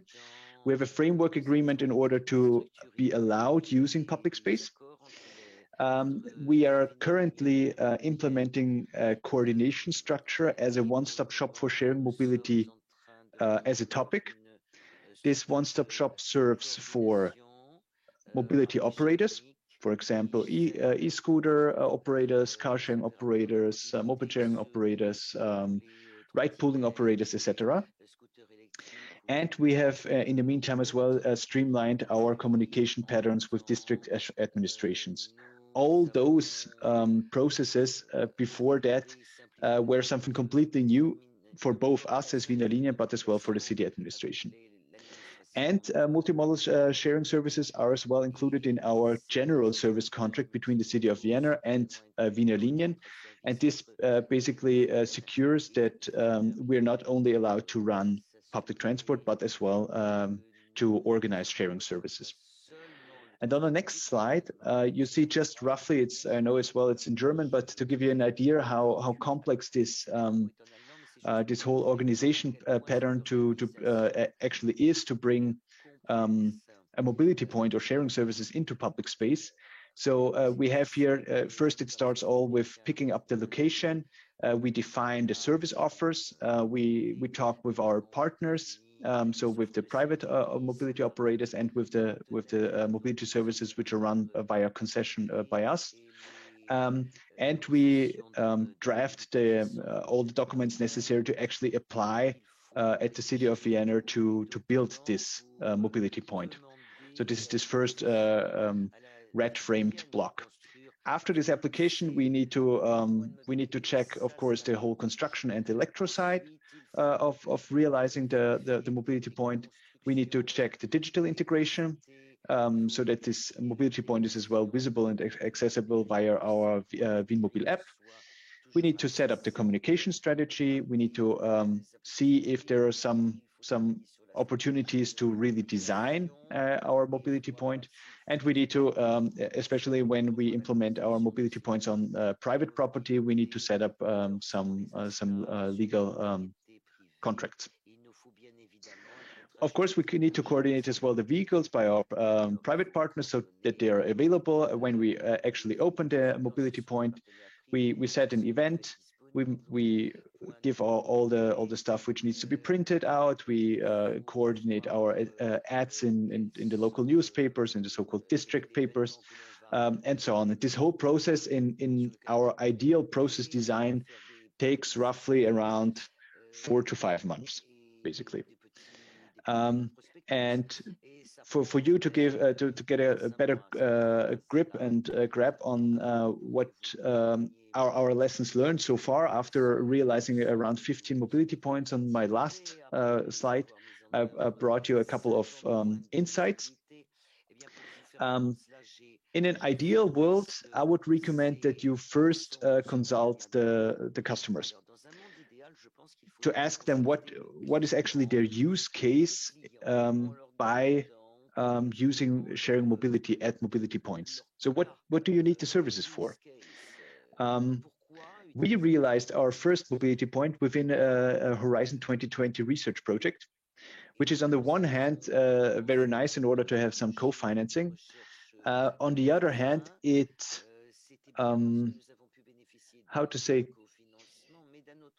it entices you to achieve some kind of extra special permissions because it's a research project, and you always say, okay, let's try it out and let's do it that way because we don't know actually how it works.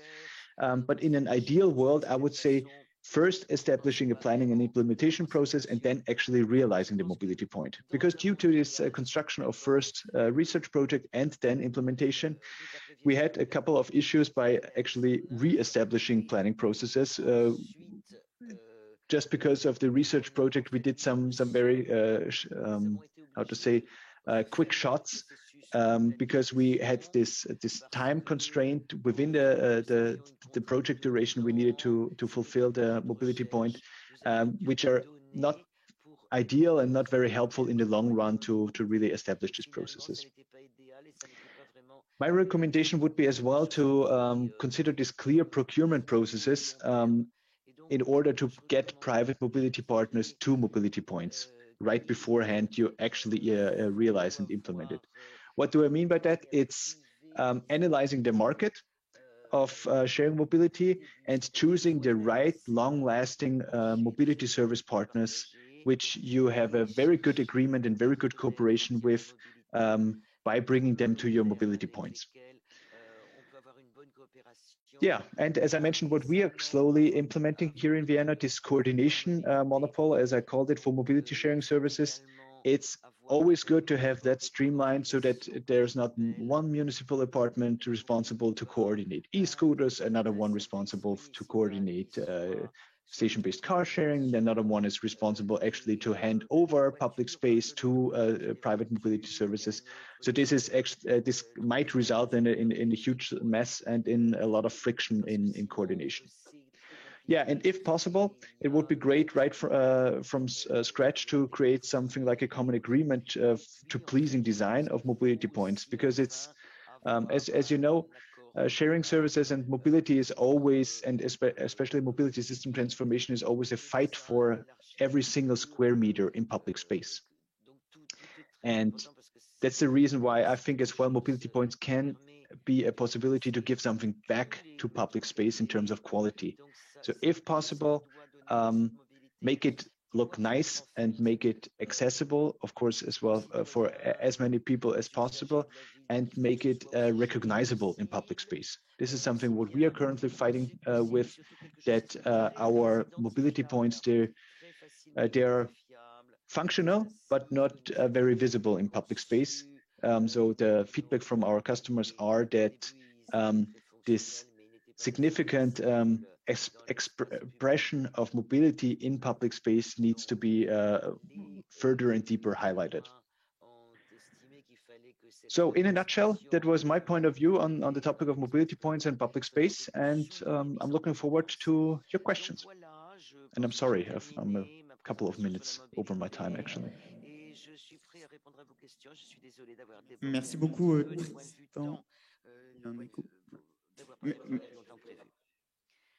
Thank you very much.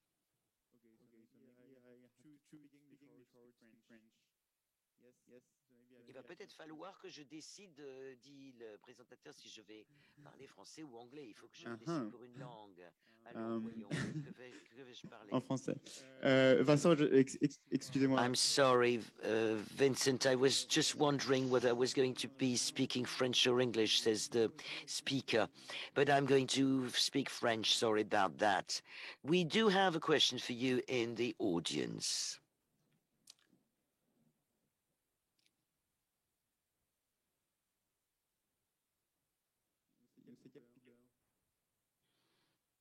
Checking whether the microphone is on for the roving mic is on. It is the black microphone, says Cool. Okay, I'm going to give you mine.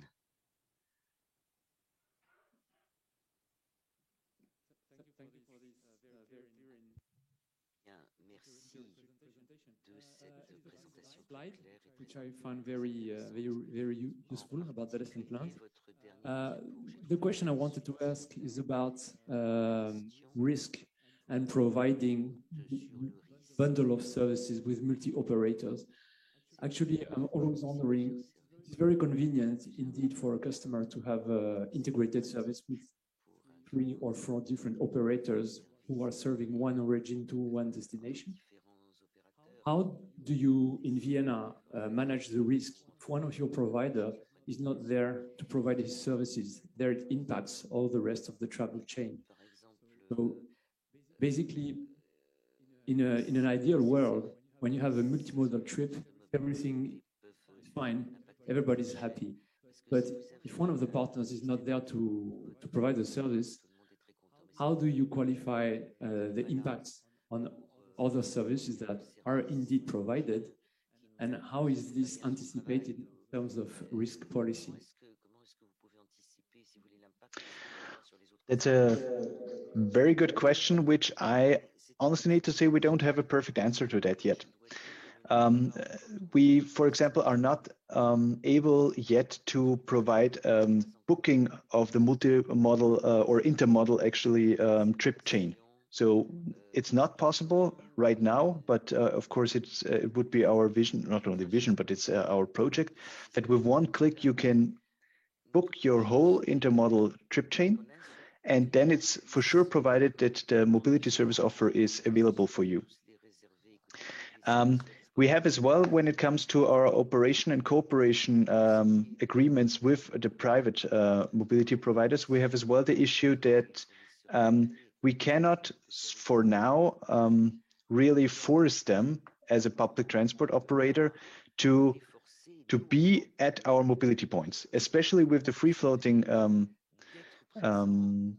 mobility services. We have the issue that the operator actually is quite disciplined and quite cooperative. They're supporting us in really bringing their services to our mobility points. For example, when within their fleet management, every morning our mobility points are provided. But then there is the customer, and the customer is not as disciplined as the service provider, as you all know. So within during a day, of course, our mobility points are then empty of mobility services and not re-provided with those vehicles.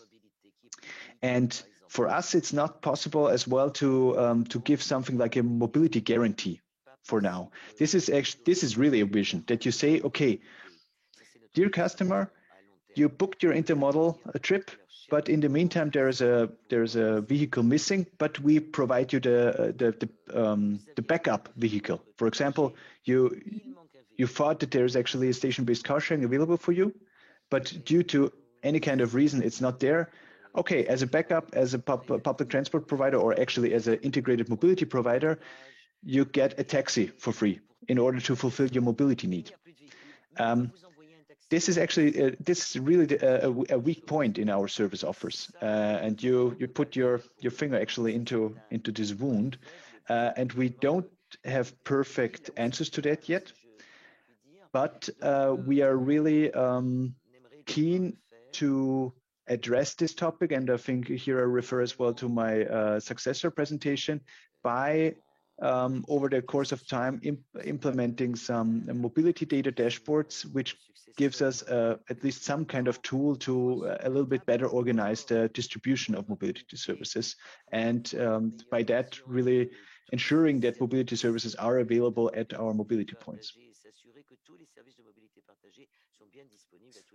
Thanks very much. I think it's quite an interesting question because we could also speak about the quality of service finally, not only of the public transport, but also of all the mobility chain. Maybe we have another question there.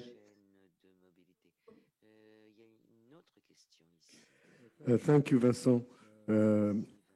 I would like to ask you a question I have already asked in another Congress about where the same concept was presented by the person from Flanders, which was called micropunt in the Flanders. And my question was the same as for you.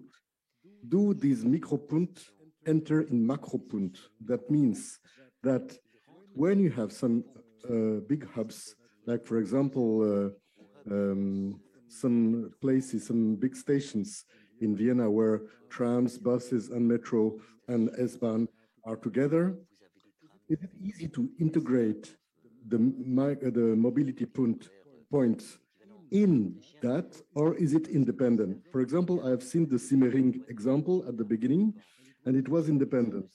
But in fact, because you have a very integrated policy of stations, metro stations, canopies because of the snow in Vienna, and or you can wait for metro or for tram covered in a small building. I think this integration, physical integration, architectural integration issue is really interesting in Vienna. Do you have a policy about that? To be quite honest, we're slowly evolving and implementing this policy. This is as well an issue both within Wiener Linien, so within our basic services, so the public transport services, but as well it's a part in our cooperation with the City of Vienna administration. I would still say from today's point of view, we are by far not where we would like to be. I think you mentioned a good example. This, for example, Simmeringer Platz, so our first mobility point, was planned and implemented totally independent of what is there already in space.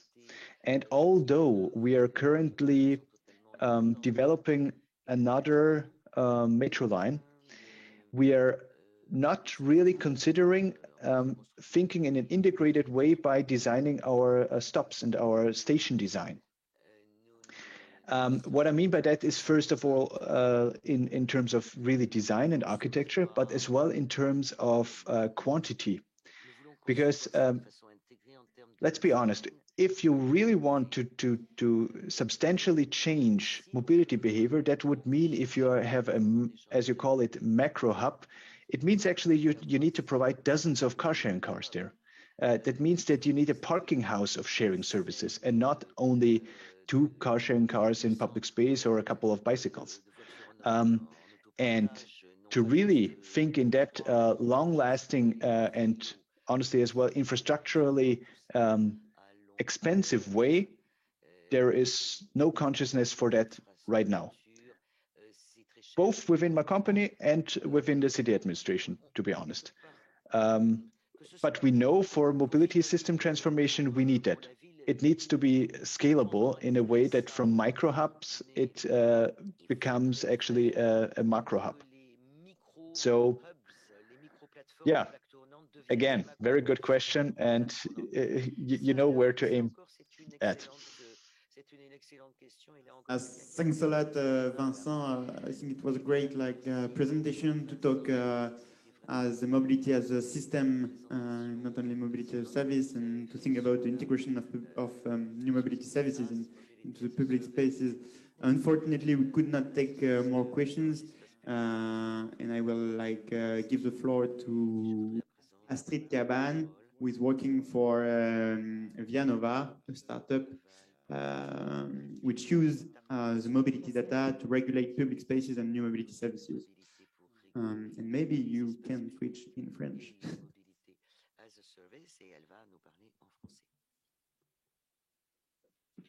Bonjour à tous. Hello, everybody.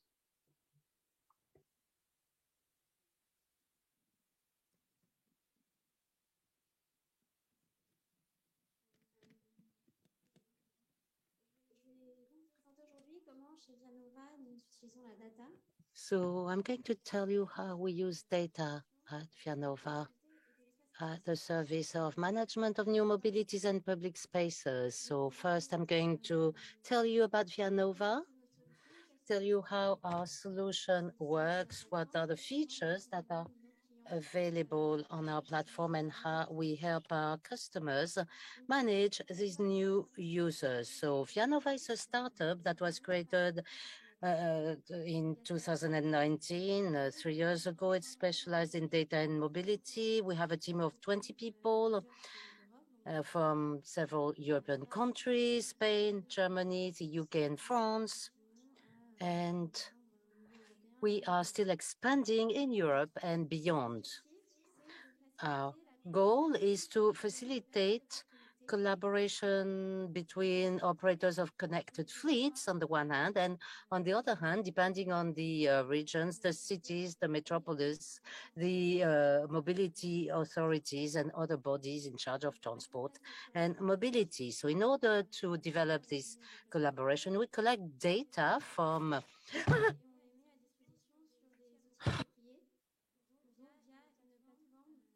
operators. We mine them and we make them available through a SaaS platform. The interpreter is sorry, her head just blew up because there was a very big sound here, very big noise. Anyway, so we work with more and more mobility operators and more customers. So we are growing, we are expanding. Now, we have agreements with connected fleets operators, different types of operators. operators of micro-mobility, shared mobility, car sharing, carpooling, car hire, taxis, and even urban logistics operators. There are a number of cities mentioned here, but the layout is not very good. So we have contracts with more than 30 European cities. You see some of them on the map. So some of them are capitals, some of them are medium-sized cities, Stockholm, Brussels, Milan, and we work with Paris on optimization of urban logistics with Tristan's services. He made a presentation earlier on.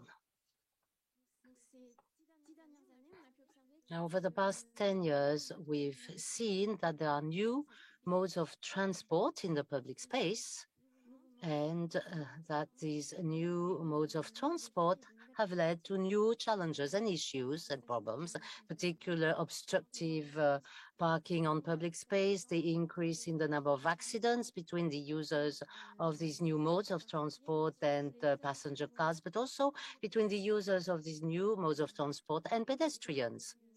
As different speakers said earlier on, one of the problems is regulations, the regulatory framework, because we need to set up a regulatory framework to control these new modes of transport. We also think that in the next 5 years, the number of free-floating devices is going to be multiplied by 5, so we need to plan for that. Cities and transport authorities and mobility operators need to collaborate to make sure that the transport network will be sustainable, safe, and they need to use data in order to collaborate. How does ViaNova play a role in this system? We are a third party, a trusted third party, and we facilitate this exchange of data. It's bilateral, so on the side of the connected fleets, we have global data agreements or comprehensive data agreements that enable us to collect the data and set up an automatic exchange every time that we work with a new region. So we collect the data, aggregate them, analyze them, and put them in the platform in compliance with GDPR, of course, and we enrich them before making them available to cities and third parties. On the third parties and cities side, where they facilitate access to data, we facilitate access to data, we help setting up a legal framework, and we help them develop case studies on this topic of management of regulations, but I'll come back to this later on. Now, a few more details about how we implement the data sharing system. What is the data that we use? Well, we use standard data format, GBFS usually to collect data in real time, or MBS, which also allows us to collect historical data. Now, all this data for each connected vehicle includes the car's identifier, or its status, whether the vehicle is available, is booked, or whether it requires maintenance or repair by the operators, is the battery low, for instance. So the data we collect allows us to track the trips between point of origin and point of destination over the whole area that we're dealing with. The data is made available on the platform. Cities and operators have access to the data on the platform. Operators, of course, have access only to their own data, and cities can communicate instructions through the platform directly to operators. For instance, instructions about parking, no parking, regulations regarding parking. I'll come back to this in more detail as well later on. So here you see that data sharing is set up and that the data is available on the platform with added the KPIs to the data. We show different displays. We follow up, we monitor vehicles in real time. We also analyze histories. We include regulations that are digitized and geolocalized, and also monitoring of compliance with these regulations. Now, I'm going to give you more details about all these features. To start with, we've set up a marketplace on the platform that allows cities and operators to log in, to connect. So the city logs in and has access to all the operators that are sharing their data. So they have access to the analysis of this data, what type of data is communicated, and also quality and availability of the data. And they can directly ask the operators to provide access to this data by sending the case studies that they are interested in and the reasons why they want to have access to this data. The operators can, on their side, list the data and the areas in which they are operating. They can accept or not the request for access to their data. They can follow up the use that is made of their data and how they are used and why. Now, both sides, operators and cities, also have access to the real-time flow of requests and their quality, and also incidents, accidents that could affect the communication of data. For instance, if data stops being communicated for 1 hour, let us say, both parties are notified, are informed. Now, regarding the monitoring and follow-up of vehicles in real time and historical analysis, we have different types of displays and KPIs that are about location of the vehicles and also location of the flows between point of origin and point of destination. Regarding vehicles, we have several KPIs that give us the possibility of quickly analyzing the vehicle's activity, the number of vehicles, their availability, the percentage of vehicles that are on public roads and can be used by people. And we just remove all the vehicles that require maintenance by the operator, and the rotation rate of the vehicles, which is the number of times each vehicle is used per day on average. Now, we also have indicators about trips between point of origin and destination, the average travel time, and the distance. So these indicators can be filtered depending on the request of the customers, depending on the types of vehicles, operators, geographical area, etc. There are several filters that can be applied, and you can display this in clusters, in density of vehicles per street, or other kinds of displays. Now, you can create regulations directly on the platform. The customer goes to the regulation page, and you can either import areas or draw the areas manually on the platform. Once the area is drawn, they can select the type of regulations they want to create. There are several types of regulations that are available to create a parking area, to prohibit parking in certain areas, stop traffic, or regulate speed in pedestrian areas, for instance. You can also ask the operators to comply with criteria for distribution of vehicles in the area. For instance, you can ask them to implement a minimum of vehicles per area in peripheral surrounding areas, or you can ask them or impose them a maximum of vehicle per area in percentage or quantity, for instance, in city centers where there is a more problem of obstructive parking. So these analyses are done in parallel with the indicators about the vehicle's rotation rate. Now, it's also possible to ask the operators to pick up the vehicles if they have been parked in the same place for more than 48 hours, for instance, to put them in places where there will be more demand, or ask them to collect vehicles that have required maintenance for more than 12 and 24 hours. So I think I've listed them all.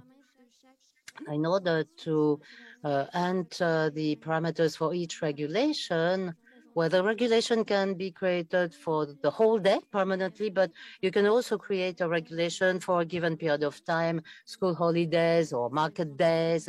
You can create them only for the morning, for the evening. You can do whatever you want. When these regulations are created, once they are created, they are communicated to the operators in various ways, by email, via the platform, because they have access to the platform, and via APIs that can also integrate their own system. When the regulations have been created, it's possible to make sure that they are complied with by the operators in real time.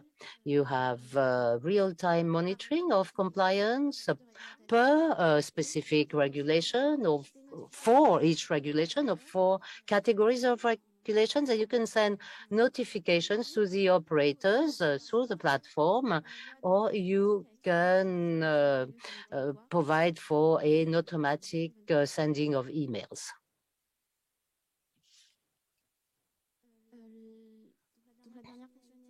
The last feature is the possibility to create reports. These reports can be customized. Customers choose the geographic area that they want to create reports about, either the whole region or a specific area, and they can analyze vehicles, trips, or compliance with regulations, infringements, etc. Now, the data can be exported, or the reports can be exported in different formats and collected through APIs. Now, I've quickly explained the various features, and now we'll understand better how we can support cities in managing these new modes of mobility with this platform. So we help them in 4 different users. There are 4 families: better understanding of the activity of vehicles in the region,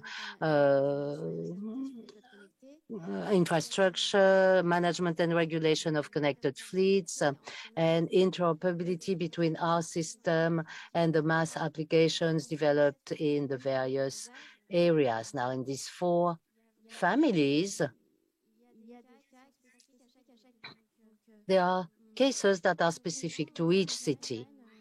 We assist our customers. Well, in fact, at the beginning, we organize workshops to define users very accurately and to customize the support or the assistance we're going to give them. I'm going to give you a few examples, but of course, you could imagine many more. Now, let's take Brussels. We've assisted Brussels in planning cycling lanes last year during the first lockdown, and they used data from 200,000 trips over 3 months for micromobility vehicles, and during the first lockdown, they designed these cycling lanes in the platform and through markings on the ground, as you see on the picture. After lockdown, we noted that there was an increase in micro-mobility traffic and use of cycling lanes, and that use was bigger on the lanes that had been marked than in other areas, which showed that it met a need.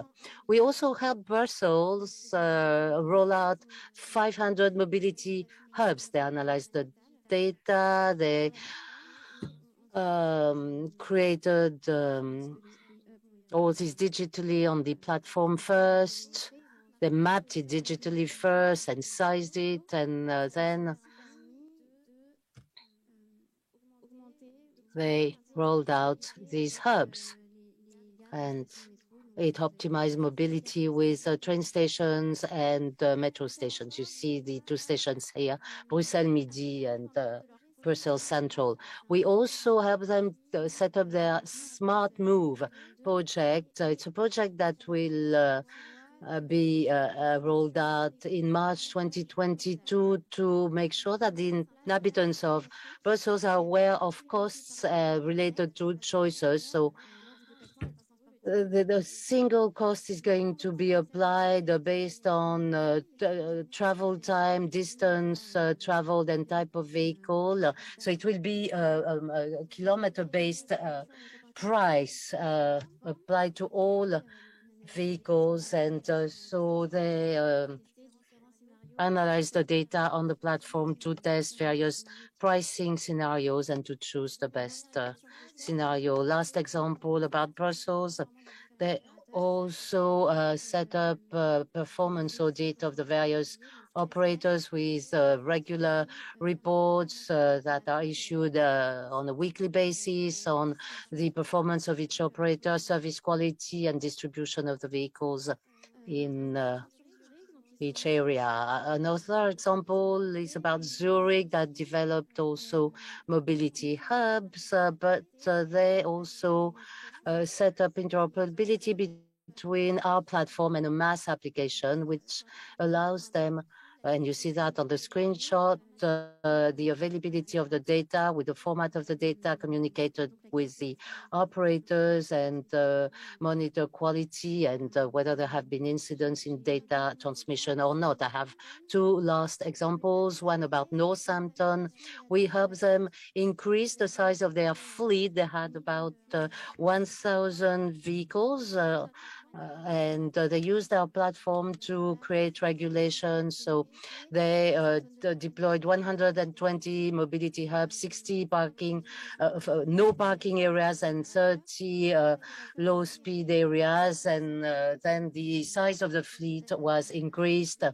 And we see that its size more than doubled, but the number of infringements remained stable. Last example about Milano, which used the platform to monitor infringements and compliance with regulations. They have a specific feature because they've set up no parking areas, but they also ask operators to register their vehicles at the town hall before deploying them locally, so they know that, and they can check infringements in real time, and they can send notifications as well, and they can send emails with a list of infringements. They can also monitor the maintenance times of operators or intervention time, rather, response time of the operators to stop these infringements. Thank you for your attention. And now I'm ready to take your questions if you have any.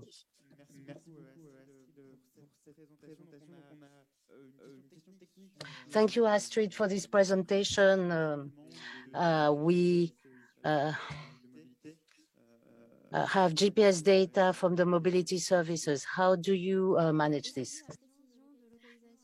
So today, the accuracy of the location is down to 5-7 meters accuracy.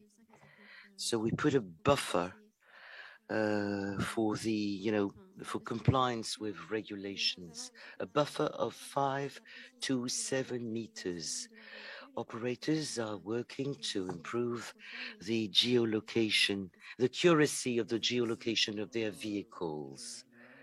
Is that accuracy value high enough? I mean, are there too many offenses in real life? I mean, is the number of offenses not too different in real life than in the platform. I think you're a business developer for Europe and Latin America. Could you tell us a little more about that? Do you if you work with Latin America, do you already have anything to share with us? Yes, we are working on different projects in Latin America, Mexico, Lima, and Chile, Santiago. We have different projects, urban logistics in Mexico, shared mobility in Lima and Santiago.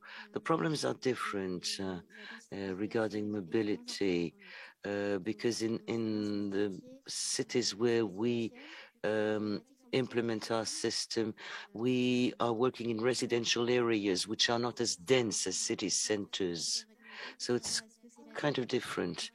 And we're working on implementing the regulations, are the regulations going to be implemented by the city or by the metropolis or by, operators? So we're working on that. We're trying to launch experiments. Well, we hope you will be able to launch other experiments and get another sort of feedback. Questions from the audience. I have a question about the digitization of regulations. Very practical case. When my mayor drafts a municipal decree to allow for vehicles to park when some people move home, for example, is there a complete chain between him and the mobility operator, between that and the mobility operators? Now, the idea when we propose a platform for a territory is that all the services involved in that, the management of public space, can access the platform and communicate with operators via the platform. And those chains are specific to each territory. And that is why we support cities, we accompany them, and we have follow-up meetings every 2 weeks to make sure that all the the stakeholders are around the table and do participate in the drafting of regulations. 2 questions, one on governance, one more perspective. In terms of governance, when you're working on regulations, how do you work? Do you make proposals which are validated by the community or by the whole collectivity, the whole public service, the utilities, and perspective? Maybe a dream, but does your data set allow you to undertake modeling to know how it impacts the services, whether it disrupts them or whether it is something more complex and you stop at the first step? Well, to answer your question, well, the first one to start with,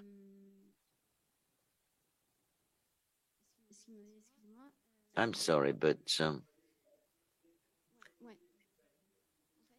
it was how you work with the utilities or the public authorities. Well, actually, either we work on the use case to see what are the requirements, whether they have already implemented something, whether they have ideas to be integrated into the platform, or whether we should be starting from scratch. It's either something that we do manually with analysis, thanks to the platform, or for mobility centers, we propose optimization of mobility services, or we can propose several types of, we can make several proposals depending on what they need. Second question was about the data set, but the speaker is speaking without a microphone. Now today, we consider the impact of regulations, but afterwards. So we undertake historical analysis. We are not yet working on simulation, and we're not forecasting the impact on regulations yet. We don't do that yet. Thank you, Astrid. We have two other questions. We'll take them quickly before giving the floor to Virginie Boucueil and François Mathieu Poupeau, who head the chair. How has Brussels validated the mobility requirements? How they have been able to check that the mobility hubs comply with the requirements? Is that the sense of your question? Yes. Actually, mobility hubs were created digitally on the platform, and they were adjusted to requirements before being indicated on the ground, painted on the ground. On the platform, we can see whether they are used, but we have a reporting function to conduct a historical analysis, and that's how they were analyzed before being materialized on the ground. But before that, you have analyzed the data of the operators in order to decide where to draw the lines on the symbols on the ground. Yeah, absolutely. I have a question about the creation and communication of geo-referenced regulations. How can those data be communicated in a dynamic way if there is a street demonstration or a pollution peak? Can that change dynamically and be used by service operators to tell people not to go to this or that area? Or well, actually, when regulations are created, they are automatically communicated. It's a question of adaptation and reaction time from the part of mobility operators. There are cooperation operations which have to be implemented, and we discussed it with the RATP group to be able to plan for special events like sports games, like for the Olympic Games in 2024, or react to accidents. So it is a use case that our customers are interested in, and we work on the, the speed adaptation. Well, that's excellent. So that helps us know more about things we wonder about in this chair, like dynamic, the dynamic computation, and taking into account all those activities which take place in a city in which are difficult to forecast. Virginie Boucueil, François Mathieu Poupeau are going to talk. They're both researchers at École des Chaires des Ponts and CNRS. Thank you. We have the heavy duty to close this meeting, and we'll be quite brief in order to help you, not to run late, and François Mathieu will be starting. Thank you, Virginie. Thank you to all the speakers and the questions, which were extremely interesting. This was a very rich seminar.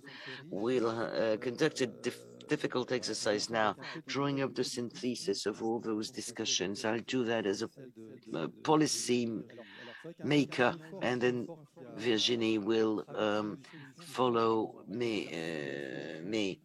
Now, we have seen the link between mobility and public space management, knowing that those two sectors or domains are not perfectly aligned with one another, even though it's changed historically. We've seen about the social expectations, the mobility agency for Paris, a saturation of public space. So that notion of staying in the public space, which also has helps us reappraise mobility. Financial implications are not the same in terms of finance and management, institutional structuration, social and economic organization, with a rich and flowable mobility market, with a management of public space, which is very much based on common good. So the link is not perfect and less perfect. So the several interventions have shown that there are several dimensions, social economic solutions, as we've just seen in the last presentation, reflections on tariffs, prices in tariffs, signals to provide to stakeholders, equipment, infrastructural equipment like hubs, which help manage that link as in Wien.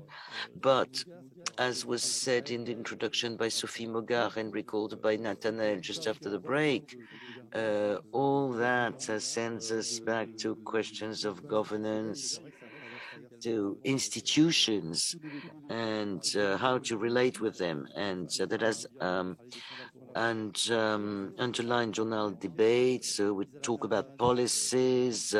This is the case for Marseille, for Paris, for Wien. Policies, political agenda, those play a significant role. There's also a link with HR, as Julia said when she talked about Marseille.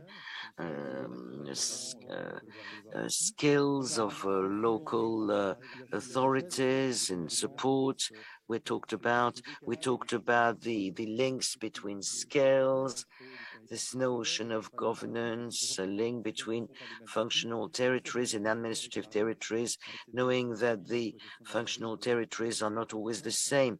Like in Paris, there's a dichotomy between how to, management of streets, management of common transportation.